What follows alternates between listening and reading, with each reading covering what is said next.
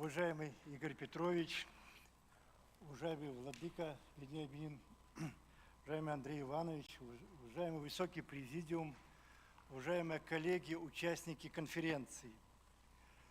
Научный форум «Великая победа во имя мира и созидания» проводится в соответствии с планом подготовки и проведения мероприятий по празднованию 80-й годовщины освобождения Республики Беларусь от немецко-фашистских захватчиков и победы советского народа в Великой Отечественной войне, утвержденного указом президента Республики Беларусь Александром Григорьевичем Лукашенко от 5 октября 2023 года. Память о всенародном сопротивлении нацизму и героическом подвиге белорусского народа в годы Великой Отечественной войны является мощнейшей скрепой современного белорусского общества, что зафиксировано в основах идеологии белорусского государства, утвержденных директивой главы государства от номер 12 от 9 апреля 2025 года. Долг нынешних поколений, всех потомков народа-победителя, сохранить правду о войне, память о фронтовиках, партизанах и подпольщиках, тружениках тыла. Большая работа по изучению подвига советского народа в годы Великой Отечественной войны организована отделением гуманитарных наук и искусств Национальной академии наук Беларуси в тесном сотрудничестве с государственными органами, учебными заведениями страны, архивами, библиотеками, средствами массовой информации, а также с коллегами-учеными союзных государств и стран СНГ. Уважаемые друзья, Великая Победа и по прошествии 80 лет выступает как главное историческое событие современности. Бесспорно, решающая роль в разгроме гитлеровской Германии принадлежит Советскому Союзу, его героической Красной Армии. В боевом содружестве с бойцами и командирами всех республик СССР весомый вклад в Великую Победу внесли белорусы и уроженцы нашей республики. Следует подчеркнуть, что 1 миллион 300 тысяч сыновей и дочерей направила Беларусь на фронты Великой Отечественной войны для борьбы с нацизмом. Всенародный был отпор захватчикам на белорусской земле, где партизанский фронт включал более 375 тысяч человек, а подпольную борьбу вели 70 тысяч преданных стране патриотов. За стойкость, мужество и героизм, проявленные в годы Великой Отечественной войны, более 450 белорусов и уроженцев Республики Беларусь были удостоены звания Героя Советского Союза, и среди них 88 партизан и подпольщиков. Беларусь вместе с другими странами всегда внесла неоценимый вклад в освобождение Европы от нацистского угнетения. Стратегические операции фронтов на завершающем этапе Великой Отечественной войны, в том числе Берлинская, разрабатывались под непосредственным руководством уроженца Гродно генерала армии Антонова, возглавившего в феврале 1945 года Генеральный штаб Красной Армии, уроженец Телехан, маршал Советского Союза Рокоссовский в ноябре 1944 года стал командующим Вторым Белорусским фронтом. 1 июня 1945 года за умелое руководство войсками фронта в Восточно-Прусской, Восточно-Померанской и Берлинской операциях он был удостоен второй медали «Золотая звезда». Беларусь генерал армии Соколовский, будучи начальником штаба, а затем заместителем командующего Первым Белорусским фронтом, внес решающий вклад в планирование, подготовку и проведение Висло-Одерской и Берлинской операций.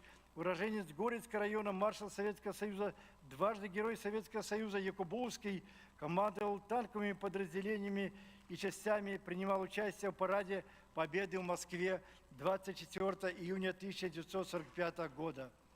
Уважаемые участники конференции, по инициативе Президиума НАН Беларуси Институтом истории подготовлены и уже изданы 4 книги по памяти о фронтовиках, партизанах и подпольщиках, сражавшихся против оккупантов. Народный летопись Великой Отечественной войны «Вспомним усих». В год 80-летия Великой Победы планируется опубликовать еще 2 книги летописей, одна из которых полностью состоит из воспоминаний участников Минского патриотического подполья. Совместно с облсполкомами и Министерством обороны в 2024-2025 годах были подготовлены представления для награждения 42 населенных пунктов, то есть городов и поселков, вымпелом за мужность и стойкость в годы Великой Отечественной войны. Цель – сохранить память о защитниках Отечества, проявивших мужество, отвагу, стойкость и массовый героизм. 2025 год объявлен в СНГ годом 80-летия победы в Великой Отечественной войне, годом мира и единства в борьбе с нацизмом. Среди стран, наиболее пострадавших от действий нацистов, Беларусь занимает особое место. За годы войны республика потеряла 1/3 населения, а также более половины своего национального богатства. Германские завоеватели разрушили 209 городов и районных центров. Частично или полностью сожжено почти 13 тысяч населенных пунктов. Уважаемые участники, сегодня мы рады приветствовать на нашей конференции ученых-историков не только Республики Беларусь, но и из Москвы, Казахстана, Узбекистана, Кыргызстана и других братских республик. В конференции принимают активное участие академические ученые и представители около 30 высших учебных заведений нашей страны. Важно, что сегодня в этом зале учителя и учащиеся школ из всех областей страны и города Минска, в том числе лауреаты 18-й международной молодежной научно-практической конференции «Великая Отечественная война 1941-1945 годов в исторической памяти народов», которую вот уже 18 лет подряд организует Институт истории Академии наук и гимназия номер 174 города Минска. Великая Победа является важнейшей частью общей истории всех народов бывшего Советского Союза, объединенных стремлением сохранить историческую память и передать ее следующим поколениям. Уверен, что сегодняшнее научно-практическое мероприятие станет важной вехой в исследовании проблем Великой Отечественной войны и Второй мировой войны, сохранении исторической памяти и недопущении искажения исторической правды.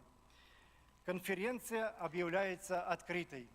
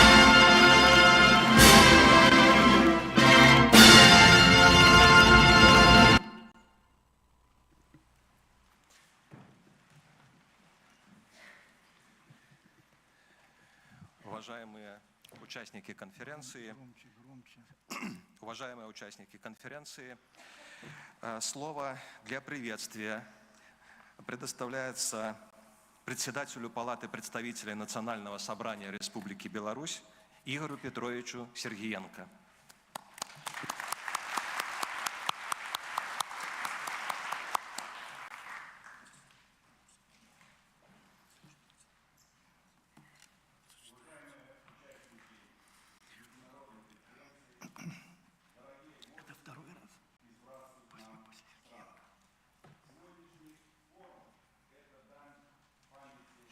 Стойкости, мужеству и самопожертвованию советских людей, вынесших на своих плечах все тяготы Великой Отечественной войны и добывших 80 лет назад Великую Победу.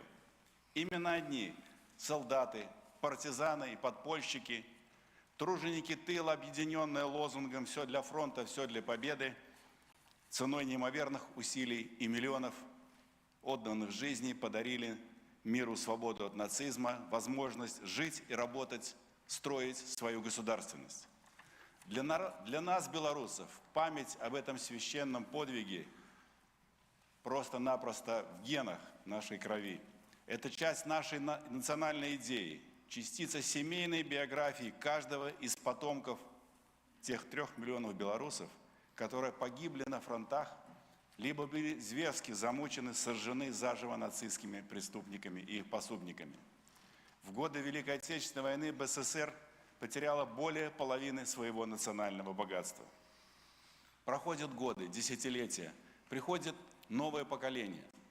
И кое-кому на Западе, прежде всего, кто одержим реваншистскими настроениями, хотелось бы, чтобы мы забыли о победе, о тех преступлениях, которые творились на нашей земле, о той угрозе, которую несет миру идеология нацизма.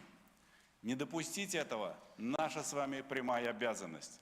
Мы сделаем все для того, чтобы память о Великой Победе, правда о геноциде белорусского народа оставалась частью генетического кода нации, народного единства и сплоченности. Президент Республики Беларусь Александр Григорьевич Лукашенко в ходе недавно состоявшегося в Волгограде международного форума союзного государства «Великое наследие. Общее будущее» четко расставил акценты в борьбе за историческую правду. Мы обращаемся к истории, чтобы защитить не только будущее, но и уже настоящее. Так сегодня стоит вопрос. Мы наследники великого поколения победителей. Этот статус нас о многом обязывает. Многие в этом зале были участниками этого форума и, наверное, испытали те чувства, которые испытал я, находясь рядом на этой героической российской земле, на берегах великой реки Волги. Сегодня против нас развернута широкая информационная война, прежде всего за умы молодежи, как предварительная фаза войны горячей. И это еще один аспект как нашей сегодняшней конференции, так и в целом той работы, которую необходимо активно продолжить в предстоящие годы. Перед историками, обществоведами, журналистами, средствами массовой информации стоят задачи активного противодействия попыткам фальсификации исторического прошлого, донесения до каждого жителя тех смыслов и ценностей, за которые сражались наши отцы и деды во Второй мировой войне. Уверен, что сегодня в ходе форума мы услышим много инициативных предложений относительно того, как сделать эту работу максимально эффективной и адресной. Со своей стороны отмечу 3 основные направления. Во-первых, белорусскими историками ведется большая работа по исследованию истории Великой Отечественной войны. Мы сегодня убедились в фойе зала. За последние годы подготовлены и изданы десятки монографий, сборников научных статей, документов, материалов. Но важно сделать так, и эта работа уже ведется, чтобы результаты исследований не ограничивались академическим сообществом, а уходили в народ, преломлялись сквозь призму личных историй конкретных семей героев и становились предметом гордости жителей конкретных районов, конкретных населенных пунктов и республики в целом. Это касается как популяризации подвига белорусских солдат, военачальников на фронтах Великой Отечественной войны, так и деятельности партизанского движения и подполья. Несмотря на беспрецедентный геноцид, развернутый нацистскими оккупантами и их пособниками, дух нашего народа не был сломлен. По своим масштабам и результатам всенародное сопротивление оккупантам БССР не имеет аналогов в мире. Не случайно глава государства охарактеризовал его как «второй фронт». Партизанское движение стало одним из крупнейших факторов, повлиявших на разгром врага. Во-вторых, молодое поколение должно знать ту суровую реальность, в которой жили их родные и близкие в годы оккупации, а также конечные цели гитлеровцев – физическое истребление неполноценной славянской расы, будь то белорусов, русских, украинцев и иных национальностей. Колокола Хатыни и тысячи сожженных деревень, места захоронений сотен убитых мирных жителей Практика функционирования лагерей смерти – это наглядные примеры того, что было уготовано нам, так называемой цивилизованной расой господ нацистской Германии. Об этом нужно говорить открыто. Третье. Великая Отечественная война преподнесла нам важнейший урок. Только вместе, плечом к плечу, тяжело и упорно работая, можно преодолеть обрушившие беды. В сегодняшнем нестабильном мире память о великой победе советского народа в Великой Отечественной войне служит для стран, придерживающихся конструктивной миролюбивой повестки дня, своего рода ориентиром и моральной основой создания нового мироустройства, основанного на принципах равенства, доверия и взаимного уважения. Лишь общими усилиями мы сможем успешно противостоять попыткам реваншизма и возрождения нацизма, под какой личиной они бы нам сегодня не преподносились. Уверен, что, сохранив эстафету памяти и преемственности поколений, мы добьемся поставленных целей, обеспечив мирное будущее для наших народов. Желаю всем вам, уважаемые участники конференции, доброго здоровья, мира, добра, благополучия, а также плодотворной деятельности в столь необходимом для нас деле сохранения и защиты исторической памяти. Успехов вам!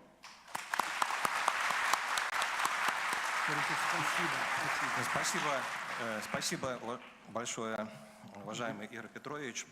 Слово для приветствия правительством Республики Беларусь предоставляется Усакову Владимиру Григорьевичу, председателю Президиума Национальной академии наук Беларуси.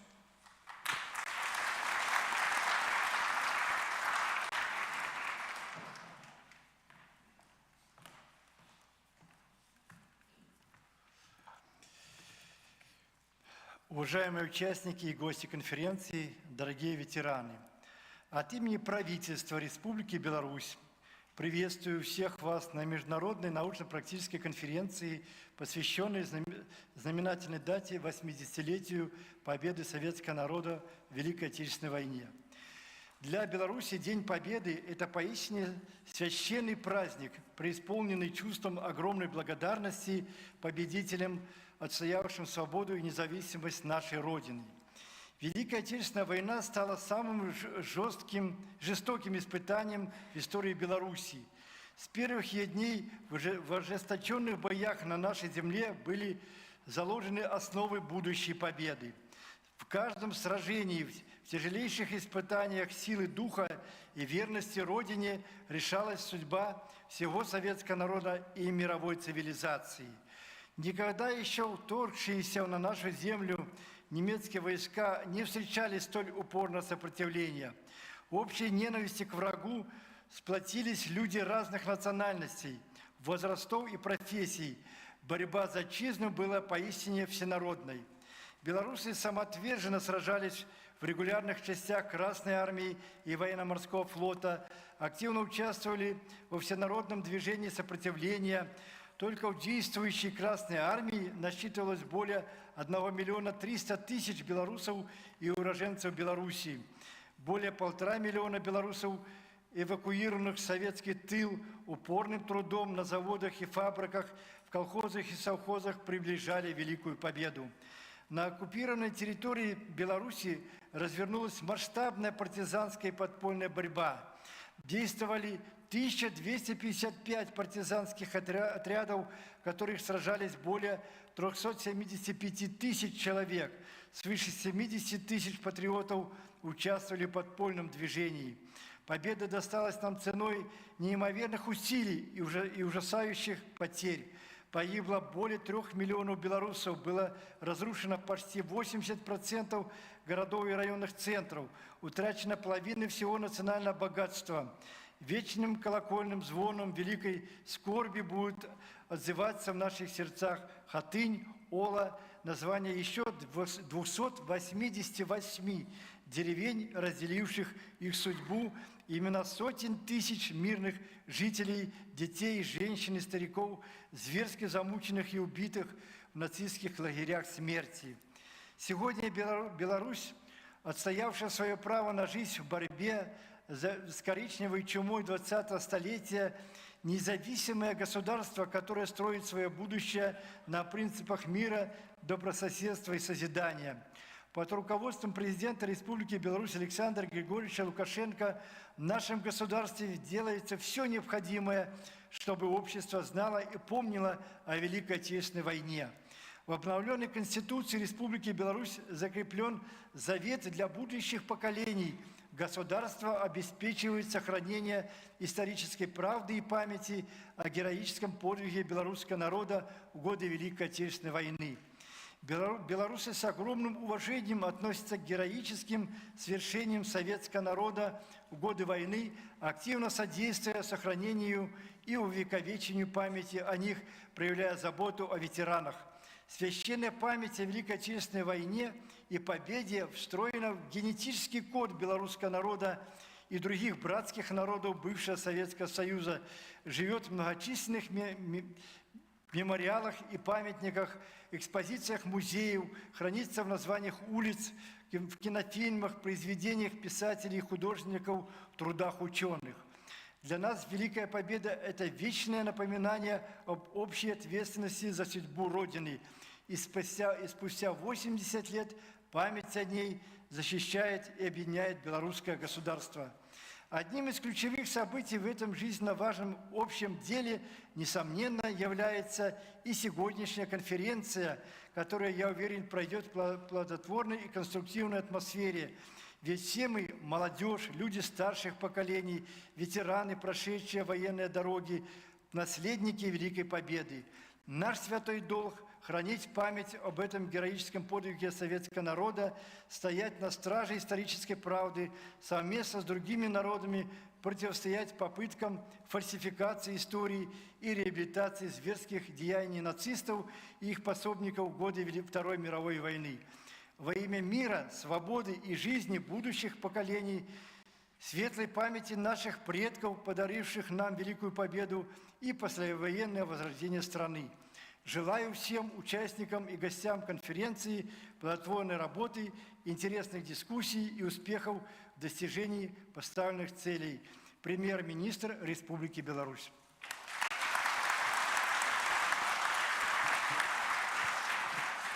Спасибо, уважаемый Владимир Григорьевич.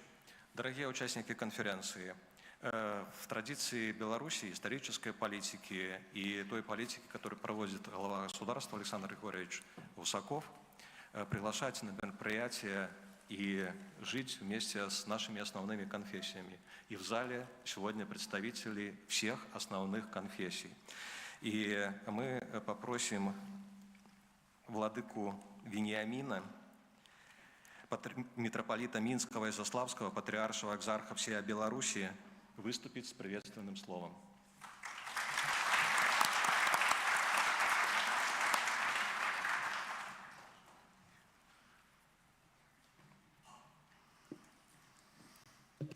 Уважаемый высокий президиум, Владимир Григорьевич, Игорь Петрович, Андрей Иванович, все участники сегодняшней конференции, дорогие братья и сестры, сердечно приветствую вас, собравшихся на этом значимом и вместе с тем волнительном каждому из нас форуме, который объединяет ученых, исследователей, общественных деятелей и всех, кому дорога память о великом подвиге предыдущих поколений. В этом году мы отмечаем 80-летие Великой Победы, которая стала не только историческим триумфом, но и духовным ориентиром, вдохновляющим нас на сохранение мира, укрепление единства и созидательный труд во благо будущих поколений. Великая Отечественная война явила миру пример невероятного мужества, стойкости и самопожертвования. И об этом в эти дни сегодня много говорится.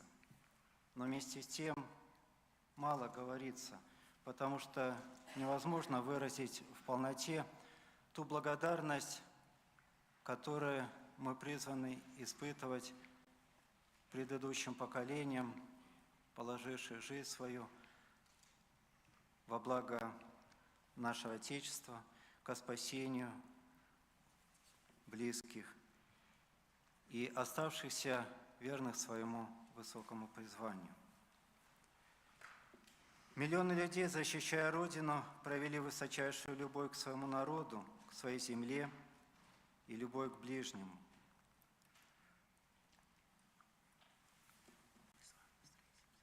К своим исконным ценностям. Вера в Бога, надежда на лучшее будущее и любовь к ближнему стали той духовной силой, которая помогла преодолевать самые суровые испытания.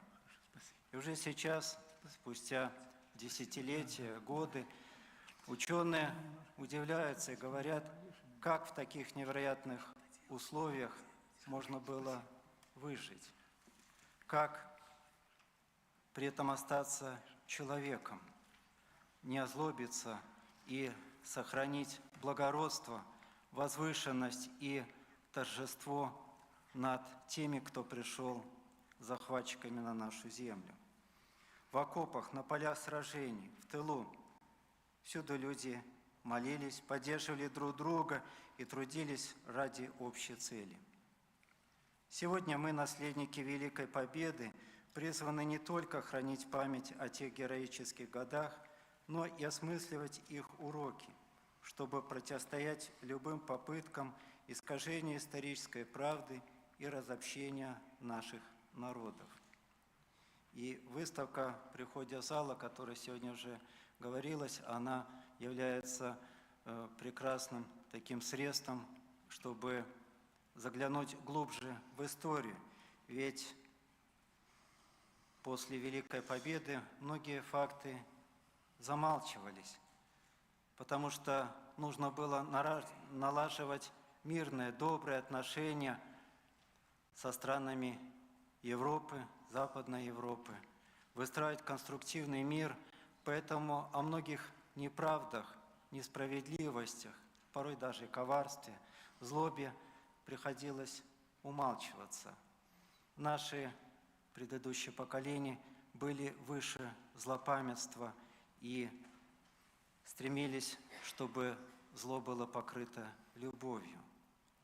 Но сейчас, когда возрождается фашизм, когда переписывается история, настало время сказать также благородно, сказать в полноте, открыть глаза и людям, которые не знают историю в Европе, и людям, которые ее переписывают, какова правда на самом деле, чтобы потомки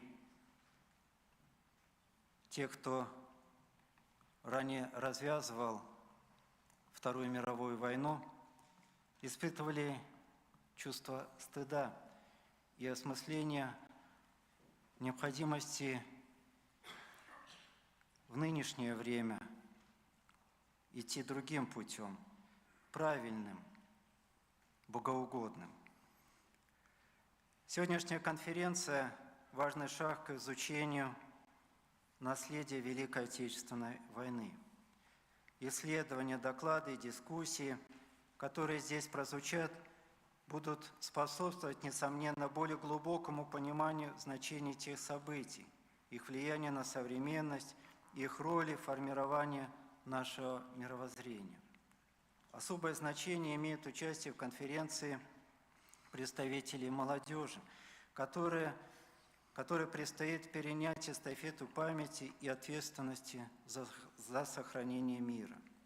Пусть ваши труды станут вкладом в укрепление духовных и нравственных ценностей, которые лежат в основе нашей общей истории, и благодаря которым и одержана была победа. Прежде всего, победа нравственная, победа духа. Белорусская земля, обильно политая кровью героев, знает цену мира и свободы. Наши города и села, возрожденные из пепла, свидетельствуют о несгибаемой воле народа к жизни и созиданию. И сейчас, проезжая по нашей украшенной Беларуси, мы видим обелиски, красивую природу, и лишь обелиски и память народная служит напоминанием о том, что здесь, в том или ином месте была скорбь, боль пролита кровь. Сегодня в условиях новых вызовов мы призваны быть особенно внимательны к сохранению исторической памяти, к воспитанию подрастающего поколения в духе укрепления патриотического чувства, уважения к прошлому и стремления к миру. Пусть эта конференция станет площадкой для обмена мнениями, для поиска новых подходов к осмыслению прошлого и для укрепления сотрудничества между народами. Сегодня мы, как никогда, ценим мир. Как и после эпидемии коронавируса, мы стали больше ценить здоровье, этот дар Божий. Но сегодня нам важно не только сохранить мир здесь, на белорусской земле. Это важное благо. Мы сопереживаем, молимся, и устремление наше к тому, чтобы сделать возможное к установлению мира в братской Украине, чтобы мы могли вместе, Украина, Россия, Беларусь, все страны, которые участвовали в победе над немецко-фашистской Германией, над фашизмом, вместе сообща продолжать праздновать нашу общую победу. Это дело непростое, сложно.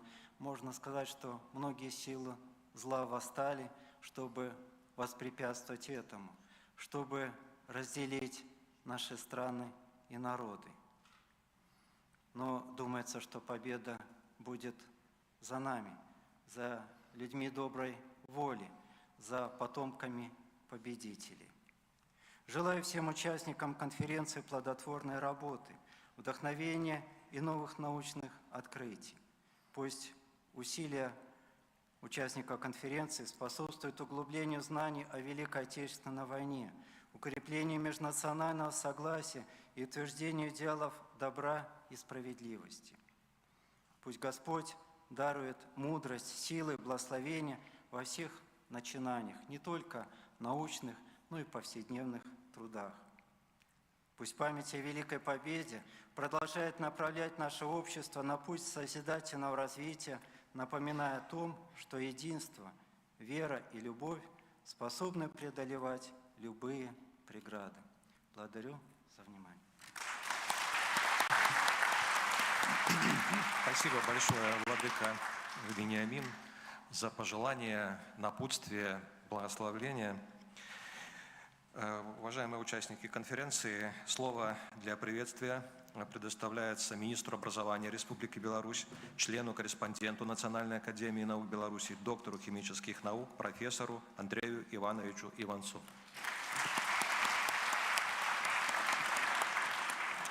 Уважаемый Игорь Петрович, уважаемый Владимир Григорьевич, Ваше Высокопреосвященство, Высокий Президиум, уважаемые участники конференции.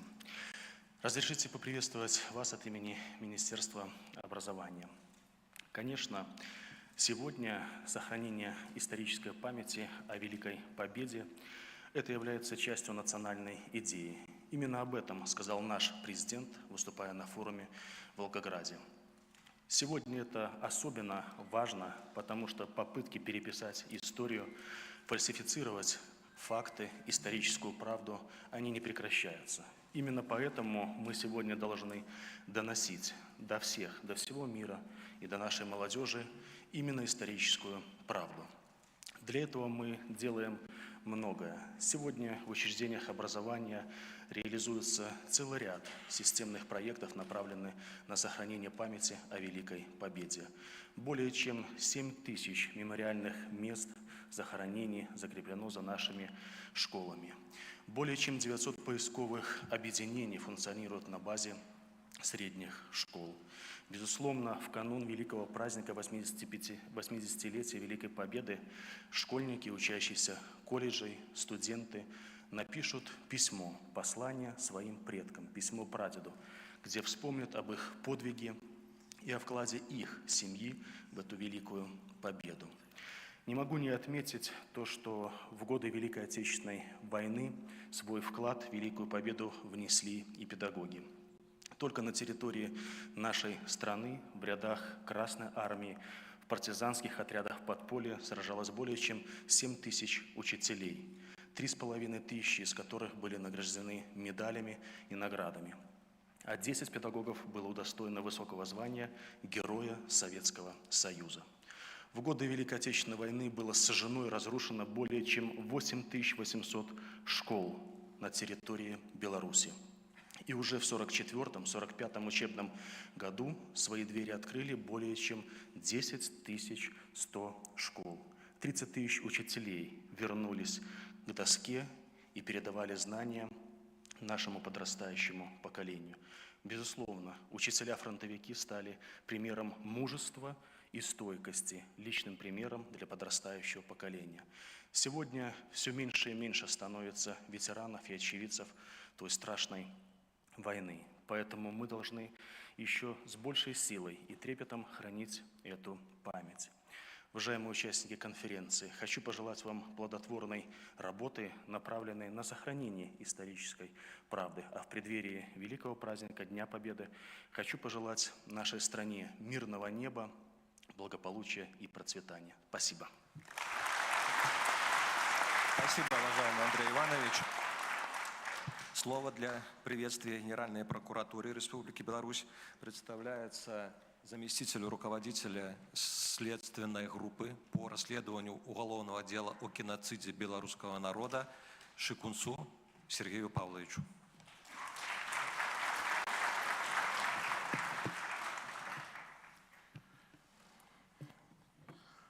Уважаемые участники конференции, сменились поколения. Большинство наших граждан имеет представление о войне только по книгам, рассказам и фильмам. Последние 80 лет были мирными, и это одно из важнейших наших достижений. Стремление потомков сохранить этот мир продиктовано памятью о страшной трагедии советского народа в годы Великой Отечественной войны, желанием не допустить повторения подобных событий. Цифры потерь в войне устанавливаются и уточняются в ходе расследования уголовного дела о геноциде белорусского народа. Однако уже сейчас понятно, что масштаб трагедии намного шире и больше, чем считалось ранее. Свыше 12 800 населенных пунктов Беларуси уничтожены полностью или частично. В кровавой бойне погиб каждый третий белорусский житель. Если бы не война, наше население было бы почти вдвое больше.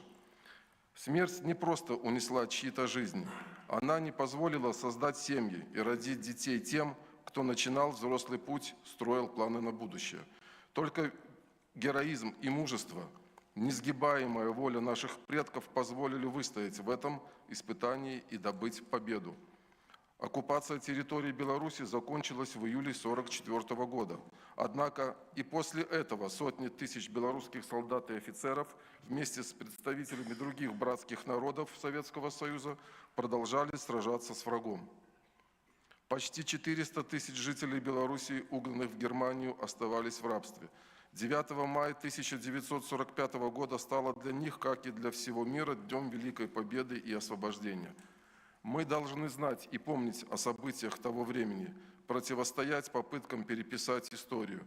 Не должны позволить опорочить подвиг предков, отстоявших свое и наше право жить и растить детей.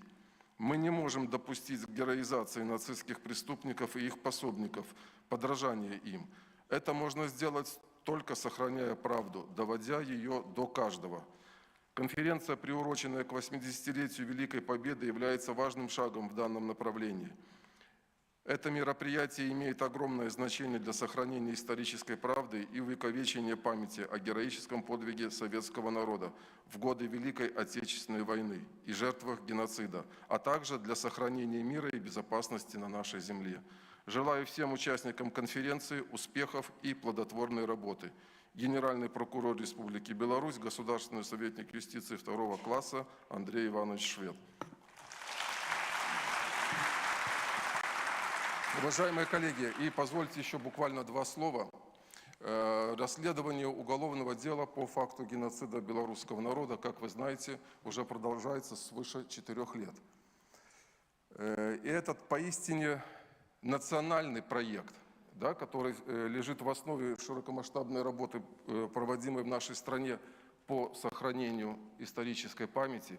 Именно в этот национальный проект вовлечены не только прокурорские работники, расследующие уголовное дело, В это вовлечены все неравнодушные граждане, патриоты нашей страны. А поверьте, их большинство в нашей стране, поэтому всем вам огромное спасибо за содействие в сохранении исторической правды. Время выбрало нас, и мы победим. Спасибо. Спасибо, Сергей Павлович. Слово для приветствия Министерства обороны Республики Беларусь представляется начальнику управления по увековечению памяти защитников Отечества полковнику Сергею Николаевичу Корневу.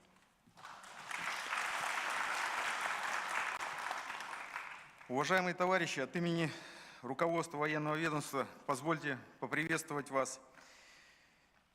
Проведение международной конференции в преддверии 80-летнего юбилея Великой Победы лишний раз подчеркивает важность сохранения мира как наивысшей ценности. Особенно сегодня, в условиях эскалации региональной напряженности и активизации военных приготовлений рядом европейских стран. Казалось, что государства Европы после Второй мировой войны навсегда запомнят уроки тех трагических событий и то, к чему приводит фашизм и безумные притязания на мировое господство. Однако это было большой иллюзией. Сегодня, прикрываясь защитой демократии и прав человека в кавычках, нам активно навязываются идеи превосходства одних государств над другими, правильности и неоспоримости выбранного пути развития одними странами и неправильностью и несоответствия общепринятым, опять-таки в кавычках, стандартам у других. Свидетелями такой защиты мы с вами неоднократно являлись на протяжении последних десятилетий. Демократия под крылом натовских самолетов оставила народам Югославии, Ливии, Ирака, Сирии, Афганистана и других стран только жертвы и разрушения, экономический хаос и всякое отсутствие перспектив. Кроме того, о том, что нацизм, поверженный в 1945 году, не изжит, свидетельствует спровоцированный Западом конфликт на территории Украины.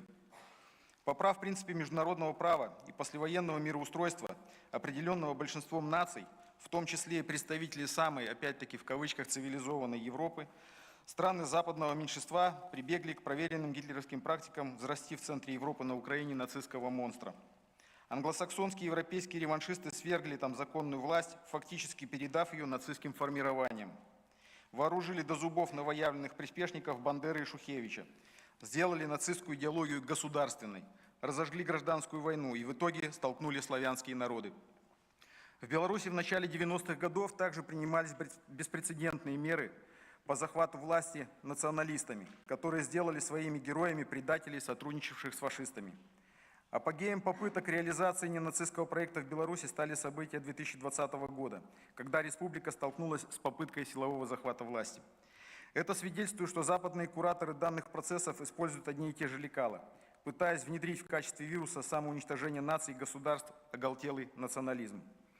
Но нацизм, фашизм, возрожденный на Украине, подобно смертельно опасному вирусу, начал поражать и саму Европу, руководство которой в последние десятилетия активно проводит курс тотальной ревизии Второй мировой войны.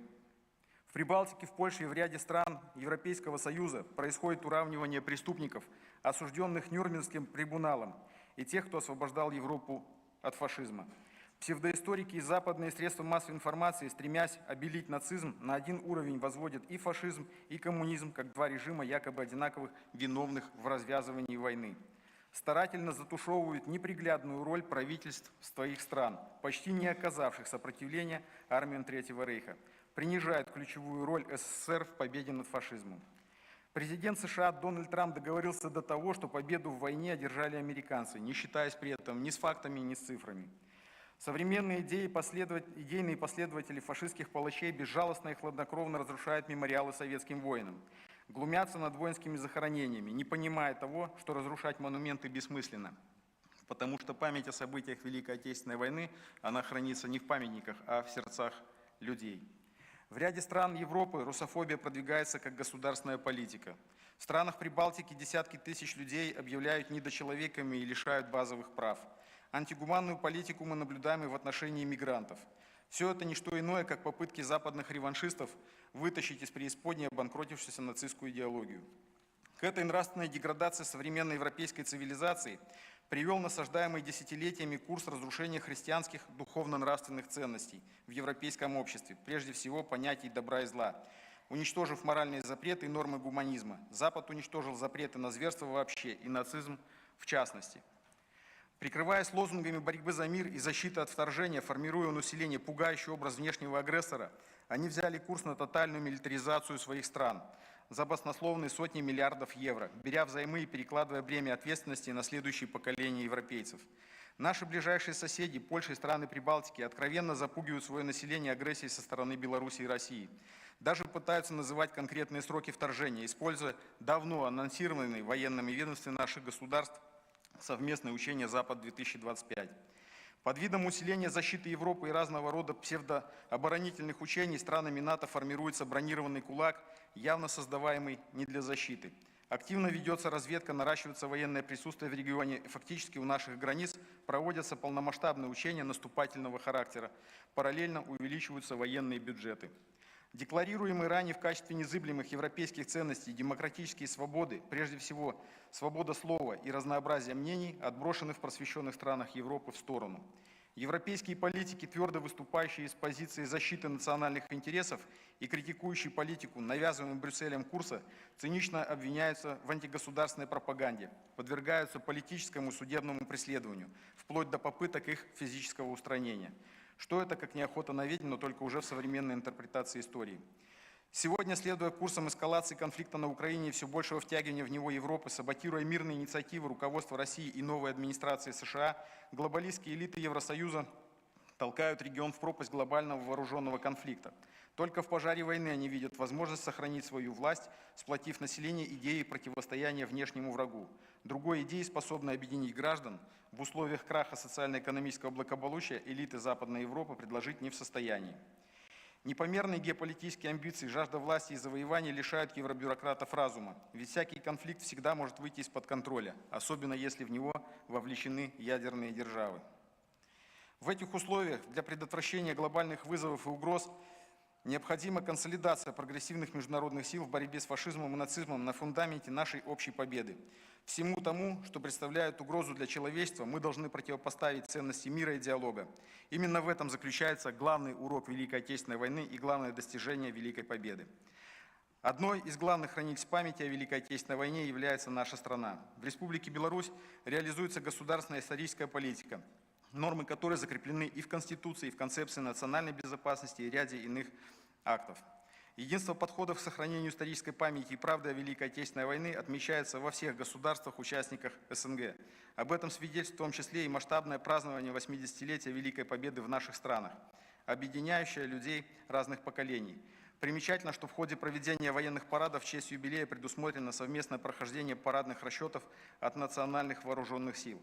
Это духовное единство и историческую общность наших братских народов мы обязаны сохранить.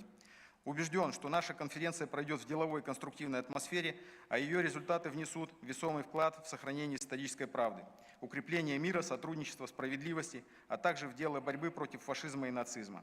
Это еще больше сплотит наши страны и народы в построении новой системы международной безопасности. Желаю всем участникам конференции успешной и плодотворной работы на благо мирного будущего всего человечества. Спасибо, Сергей Николаевич.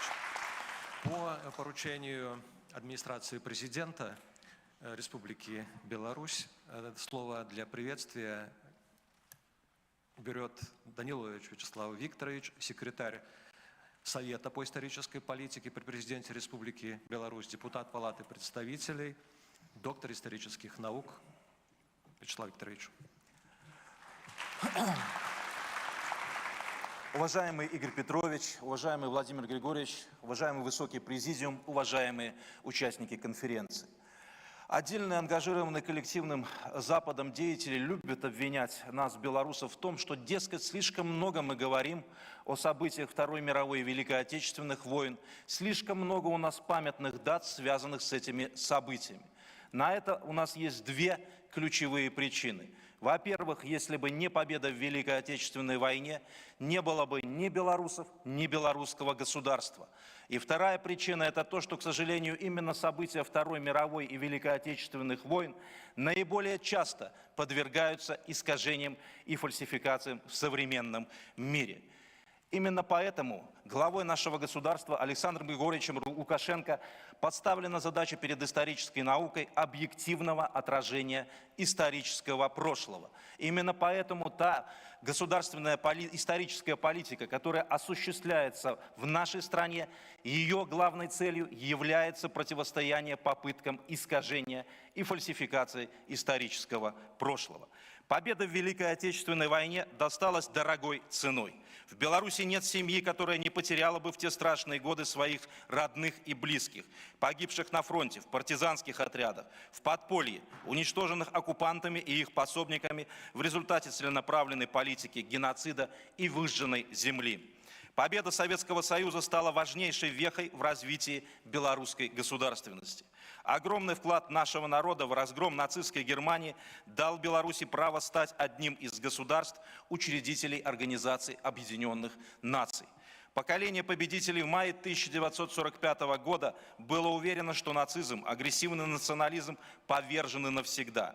Никто не мог и подумать об их реабилитации, попытках исказить историю, обесценить героическую роль советских людей в победе над фашизмом, отрицать геноцид граждан Советского Союза. В сложнейших геополитических условиях нам жизненно важно сохранить для потомков память о той войне, всенародном сопротивлении нацизму и героическом подвиге белорусского народа. Желаю участникам конференции плодотворной работы, способствующей упрочнению исторической правды, воспитанию гражданственности и патриотизма у молодого поколения.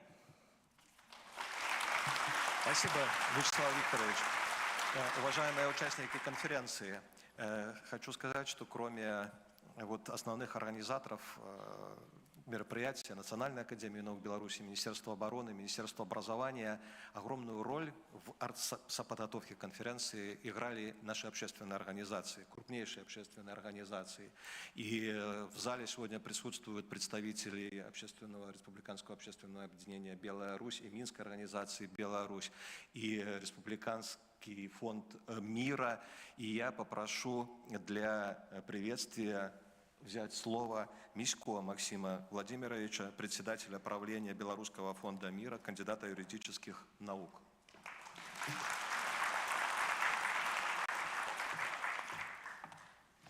Уважаемый высокий президиум, уважаемые участники и гости конференции, от имени Белорусского фонда мира позвольте сердечно поприветствовать вас и поздравить с наступающим знаменательным юбилеем, 80-летием Великой Победы советского народа в Великой Отечественной войне. Эта дата не просто круглая, это священный рубеж, который напоминает всему миру о цене свободы, о жертвах, принесенных ради мира и жизни. Победа, одержанная в мае 1945 года, имела судьбоносное значение не только для Советского Союза, но и для всего человечества. Сегодня, когда от тех событий нас отделяют 8 десятилетий, наша ответственность лишь возрастает. Мы обязаны не только беречь память о героях, но и осмысливать уроки той войны глубже, вдумчивей, изучать вновь открывающиеся факты, делать правильные выводы. Однако одного понимания недостаточно. Мы должны передать накопленный опыт и историческую правду молодому поколению, чтобы память о войне вдохновляла их на стремление к миру и созиданию, чтобы ужас прошлого стал надежным щитом от повторения трагедий в будущем. На нашей планете, где слово «мир» вновь звучит тревожно и остро, мы должны не только сохранять, но и активно защищать, и даже бороться за него. Бороться по-настоящему, по-славянски, с мудростью, с добрым, любящим сердцем, умеющим прощать и сострадать, и, если понадобится, с крепкими кулаками. В условиях стремительно меняющегося мира возрастает роль общественных организаций. Сегодня наша миссия не только гуманитарная. Наша задача – помочь государству формировать у людей мировоззрение, при котором обращение к памяти защитников Родины, заботе о старшем поколении и будущем детей будет не обязанностью, а внутренней потребностью и дорогой к совершенствованию своей души и даже спасению. Хочу поблагодарить Министерство образования Республики Беларусь за поддержку уникального проекта Фонда мира на постсоветском пространстве «Сеть школ мира» в Республике Беларусь. Сегодня более 10 тысяч юных миротворцев в 300 школах страны продолжают дело своих прадедов. Не мечом, а добрыми делами, знаниями и открытыми сердцами. С особой гордостью хочу отметить, что в преддверии праздника Победы вся страна буквально окунулась в атмосферу патриотических инициатив. Они затронули сердца не только взрослых, но и детей. Пользуясь случаем, хочу выразить слова благодарности Институту истории Национальной академии наук Беларуси за совместно реализованный с Белорусским фондом мира уникальный проект «4 фронта, одна победа». Впервые в истории Беларуси в канун юбилея Победы в Минск приехали потомки всех командующих фронтами, освободившими Беларусь в ходе операции «Багратион». Они посетили школы, которым будут присвоены имена этих героев, открыли музеи, а главное, школьникам удалось вживую пообщаться с потомками легендарных полководцев. В заключение хочу подчеркнуть, что наша судьба – жить одной единой дружной семьей. Семьей, в которой ценят свою историю и память предков. Семьей, основанной на дружбе, мире и созидании. Желаю всем успешной и интересной работы. Спасибо за внимание. Спасибо, Максим Владимирович. Уважаемые коллеги, мы продолжаем работу. Слово предоставляется для доклада директору Института истории Национальной академии наук Беларуси Вадиму Леонидовичу Лакиза, доценту, кандидату исторических наук.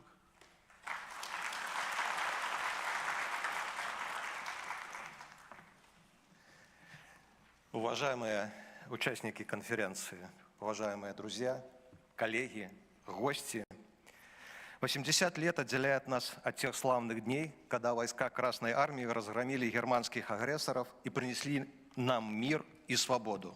Сегодня, в соответствии с Конституцией Республики Беларусь, государство обеспечивает сохранение исторической правды и памяти о героическом подвиге белорусского народа в годы Великой Отечественной войны.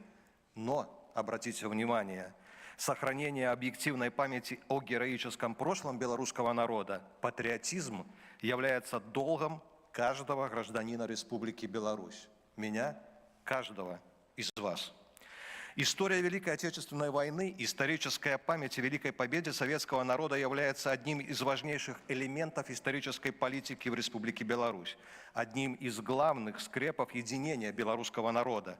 И, надеюсь, уверен в этом, является таким элементом в союзном государстве Беларуси и России, в большинстве стран бывшего Советского Союза. Историки, ученые социогуманитарного направления постоянно и целенаправленно занимаются научным изучением всех сложнейших вопросов истории Второй мировой и Великой Отечественных войн, а также выступают против фальсификации и попыток пересмотра их итогов, реабилитации, героизации нацистских преступников и их пособников, искажения роли советского народа в Великой Победе. Особенно актуальна комплексная научно-исследовательская и практикоориентированная работа ученых отделения гуманитарных наук и искусств Национальной академии наук Беларуси, институтов истории, социологии, экономики, философии, Центра исследования белорусской культуры, языка и культуры, Центральной научной библиотеки имени Якуба Колоса, а также учреждений высшего образования, знаковый для нас год 80-летия Великой Победы. В настоящее время работа по всестороннему изучению истории Великой Отечественной войны проводится в рамках государственной программы научных исследований «Общество и гуманитарная безопасность белорусского государства» под программой «История» комплексного задания «Военная история Беларуси как фактор обеспечения гуманитарной безопасности белорусского общества». Институт истории Национальной академии наук Беларуси выступает в качестве головной организации исполнителя. Мы изучаем, а наши общественные организации, о которых я сказал, несут историю, несут знания в массы. Поэтому перед вами на экранах наш проект с Белой Русью, грани победы, к 80-летию победы. Ну и уважаемый Максим Владимирович уже сказал о тех проектах, которые реализуются совместно с Фондом мира. Подчеркнем, что только за 21-25 года учеными Института истории подготовлено и издано около 40 монографий, сборников научных трудов и документов, в том числе в рамках совместных проектов с российскими нашими коллегами. А сколько таких работ издано совместно с нашими партнерами из вузов Министерства образования. Вот декан исторического факультета Александр Геннадьевич Кахановский расскажет про работу в этом направлении. Изданы, подготовлены на основе архивных документов, многие из которых впервые введены в научный оборот, стали вкладом в белорусскую и зарубежную историографию. Результаты исследований Литвина и Криворота о работе Госплана в 29-45 годы опубликованы в коллективной монографии Министерства экономики Республики Беларусь «История и современность». Сотрудники института принимали участие в подготовке атласа «Беларусь дорогами войны 41-45 года», «Сыны Башкортостана в боях за Беларусь», Верховный Совет БССР первого созыва 38-47 год, Академия наук в годы становления и военных испытаний 1929-44 годы, документы и воспоминания современников Академии наук Беларуси. Еще одним важным направлением работы ученых Беларуси является конвертация новых результатов научных исследований в материалы учебных курсов и учебных пособий. Напомню, с 1 сентября 1922-23 учебного года в 9 классах средних школ Беларуси изучают учебный модуль «Великая Отечественная война». Одной из составляющих модуля является учебная программа факультативных занятий «Великая Отечественная война советского народа в контексте Второй мировой войны». Для реализации программы авторским коллективом под руководством академика Ковалени Александра Александровича был разработан учебно-методический комплекс, включающий учебное пособие, учебно-методическое пособие, хрестоматию, атлас и рабочую тетрадь. Кстати, на выставке с этими изданиями можно было познакомиться. Для более широкой популяризации результатов исследований отдельных направлений истории Великой Отечественной войны ученые принимают участие в подготовке научно-популярных и энциклопедических изданий. Их много. Я приведу пример. Партизанские парады и праздники на территории Беларуси в годы Великой Отечественной войны под авторством Литвина Алексея Михайловича.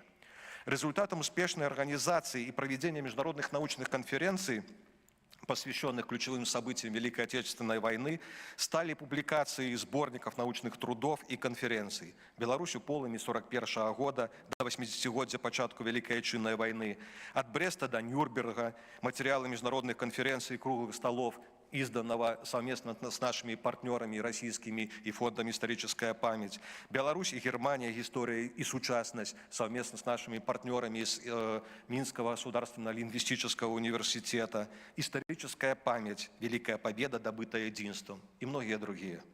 С целью увековечения и сохранения памяти поколений победителей НАН Беларуси еще в 2020 году выступила с инициативой подготовки и издания народной летописи Великой Отечественной войны «Вспомним всех». Председатель президиума Владимир Григорьевич Гусаков про это уже сказал.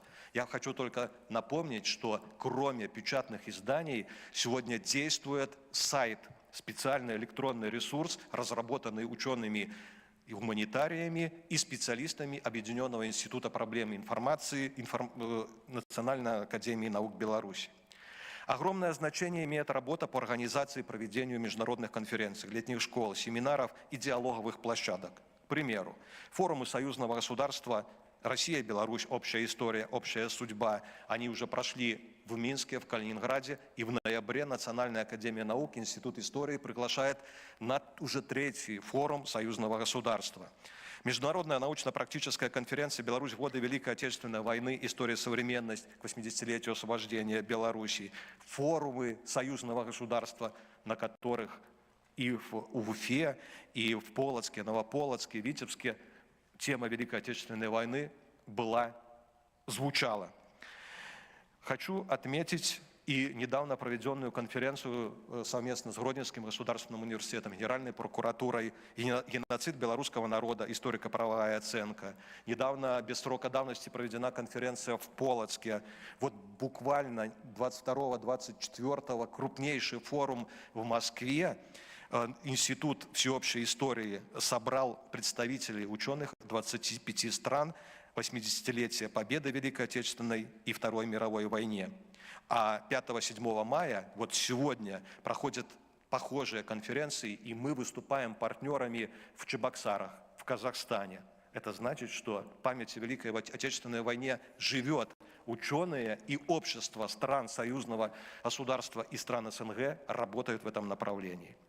Хочу отметить, что в научно-исследовательскую работу включены многие институты. Вот, извините за перечисление. Институт российской истории, РАН, Институт всеобщей истории, РАН, исторический факультет МГУ имени Ломоносова, архив Российской академии наук, Институт истории материальной культуры, РАН, Чувашский государственный институт гуманитарных наук, Президентская библиотека имени Ельцина, Российское военно-историческое общество, Российское историческое общество, Центр исторической памяти при президенте Российской Федерации, Фонд «Историческая память». Из каждой из этой организаций у нас заключены договора. Мы не только занимаемся фундаментальной наукой, но и практикоориентированными. На выходе книги, которые можно увидеть на выставке. Особо отмечу огромное значение, но и в принципе те сложности, которые были при подготовке книги совместной ученых стран СНГ под руководством академика Чубурьяна «Народы Советского Союза и Великая Победа» 41-45 годы. Она уже издана. И Институт истории, ученый Института истории Александр Александрович Коваленя принимал участие в подготовке этой книги. 9 мая эта книга будет вручаться главам государства, и у нас она тоже будет, в Беларуси. В 1924 году в Республике Беларусь была на высоком уровне отпраздновано 80-летие освобождения Беларуси от немецко-фашистских захватчиков. Десятки, сотни мероприятий различного уровня. Я остановлюсь на одном. Молодежном российско-белорусском форуме «Россия-Беларусь. Преступления нацистов без срока давности», который был подготовлен и проведен Институтом истории Национальной академии наук Беларуси, поисковым движением, Национальным центром исторической памяти. Знаете, самое главное, что запомнилось, это то, что 50 молодых ученых из Беларуси и 50 представителей из более чем 20 регионов Российской Федерации приехали к нам в Беларусь. Они побывали в Хатыне, в Музее истории Великой Отечественной войны, в Академии наук. Но самое важное, то, что 3 июля они все были на параде к Дню освобождения Беларуси и празднику независимости Республики Беларусь. Сегодня ученые Беларуси, в первую очередь академических институтов, системно, комплексно, с учетом выявленных новых архивных материалов, изучают вклад белорусского народа в общую победу, используют базу, наработанную предшественниками в советский период, углубляются в изучение новых вопросов, которые по разным причинам не затрагивались в предыдущие годы. Рассмотрены и проанализированы проблемы самого широкого спектра: боевое противостояние армии на территории Беларуси, социальные проблемы, нацистский оккупационный режим, осуществление оккупантами политики геноцида местного населения, партизанская борьба на территории республики, боевой и трудовой героизм граждан. Не были обойдены стороной и такие сложные вопросы, как коллаборационизм, национальная политика нацистов в отношении представителей разных народов, населяющих территорию Беларуси. Исследуются разные аспекты нацистской экономической политики по повседневной жизни местного населения. Я хотел бы привести немного цифр, но эти цифры сегодня звучали неоднократно. Но в истории говорят: повторение – мать учения, поэтому, уважаемые друзья, запомните, более 3 миллионов потери в Республике Беларусь из более чем 9 миллионов населения. Сегодня, вот 30 апреля в Академии наук Беларуси, и вчера руководитель Временной межведомственной рабочей группы Владимир Григорьевич Гусаков подписал протокол и направил в госорганы для использования 12 868 населенных пунктов, пострадавших в годы Великой Отечественной войны на территории Беларуси. 290 населенных пунктов, деревень, которые разделили судьбу Хатыни. А было 186, а было 9200. И это результат государственной политики Республики Беларусь, совместной работы, о которой говорил Сергей Павлович, Генеральной прокуратуры, ученых, архивистов, всех заинтересованных и тех людей, которые являются патриотами, любят свою страну и работают для того, чтобы сохранить историческую память. На выставке вы можете увидеть эти цифры. Например, партизаны пустили под откос 11 128 вражеских эшелонов, 34 бронепоезда, разгромили 29 железнодорожных станций, 948 штабов и гарнизонов, подорвали, уничтожили более 18 700 автомашин, более 300 тысяч рельсов взорвали.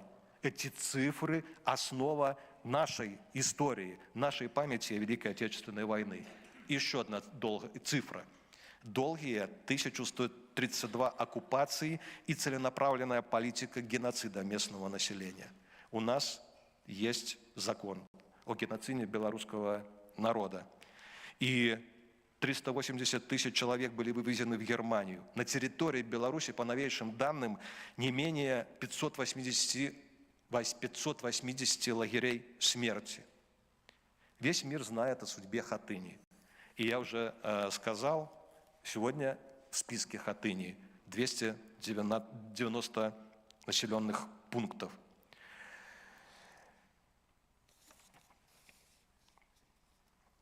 Вот исходя из этих цифр, исходя из понимания той трагедии, о героизме мы сегодня будем говорить целый день и завтра. И именно поэтому память о Великой Отечественной войны так свято чтят в Республике Беларусь. Орденами Отечественной войны первой степени награждены Могилев, Орша и Борисов. И очень важно, что уже в современной, суверенной, независимой Республике Беларусь 42 города и населенных пункта награждены государственной наградой, вымпелом за мужность и стойкость у годы Великой Отечественной войны. Сегодня на торжественном мероприятии во Дворце Республики глава государства вручит 6 населенным пунктам Кобрину, Сенно, Славгороду, Слониму, Смолевичам, Речице вымпел за мужность и стойкость у годы Великой Отечественной войны. А этой акции совместно с нашими партнерами Российским военно-историческим обществом по установке информационных стендов на дороге М1 сегодня уже говорилось. Вот понимаете, эмоции, они очень важны. Когда мы устанавливали информационный стенд, первый в Смолевичском районе, известному герою Советского Союза, летчику Олехновичу, который всю войну пролетал на одном самолете. 260 боевых вылетов было. И вот эта традиция зародилась в Российской Федерации, и едут фуры и сигналят. И представитель Российской Федерации Овсиенко Николай Павлович сказал, что это дань уважения. Они будут около каждого знака проезжать и отдавать дань уважения героям, которые добыли для нас мир. Конечно, важнейшим направлением работы является популяризация истории Великой Отечественной войны, работа со СМИ, выступления на телевидении. И сегодня ученые-гуманитарии Академии наук, институтов, всех академических наших вузов в этом направлении активно работают. Я приведу только один пример, очень важный. Выступление 1 мая 2024 года представителя Института истории Кузнецовой Тимона Александра Владимировна, она тут присутствует, с видеодокладом «Беларусь Великой Отечественной войны. Геноцид, сопротивление, память». И где вы думаете? По приглашению Совета всемирным делам в городе Остина, штат Техас, США. Как бы нас ни зажимали, как бы трудно не было, но мы пробиваемся и показываем правду о истории Великой Отечественной войны. Дорогие коллеги, друзья, память о героическом подвиге советского народа в годы Великой Отечественной войны священна. Она помогает нам не допускать трагических ошибок, реально оценивать угрозы и извлекать серьезные уроки из прошлого. Мы вместе много делаем и можем. Мы все вместе. А если мы с чем-то не справимся, то нам помогут. Мы вместе с ними сделаем. Кирилл. Встанем и вспомним всех тех, кого в этом огне потеряли. Кто шел умирать за свободу, а не за медали. Я знаю, что мы обязательно встретимся с вами. Встанем и снова затянем.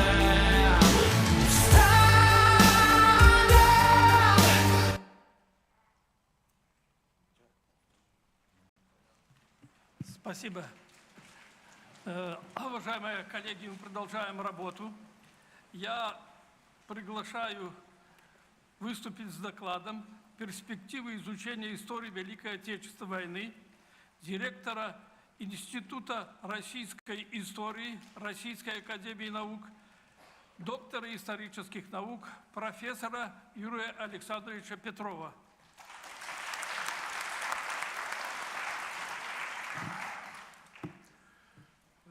Дорогие организаторы и участники конференции, высокий президиум, дорогие сябры, дорогие друзья, я рад в эти светлые майские дни, накануне нашего великого праздника, приехать к вам, и потому что белорусские коллеги – это наши уже традиционные, надежные партнеры, с которыми мы не первый год работаем.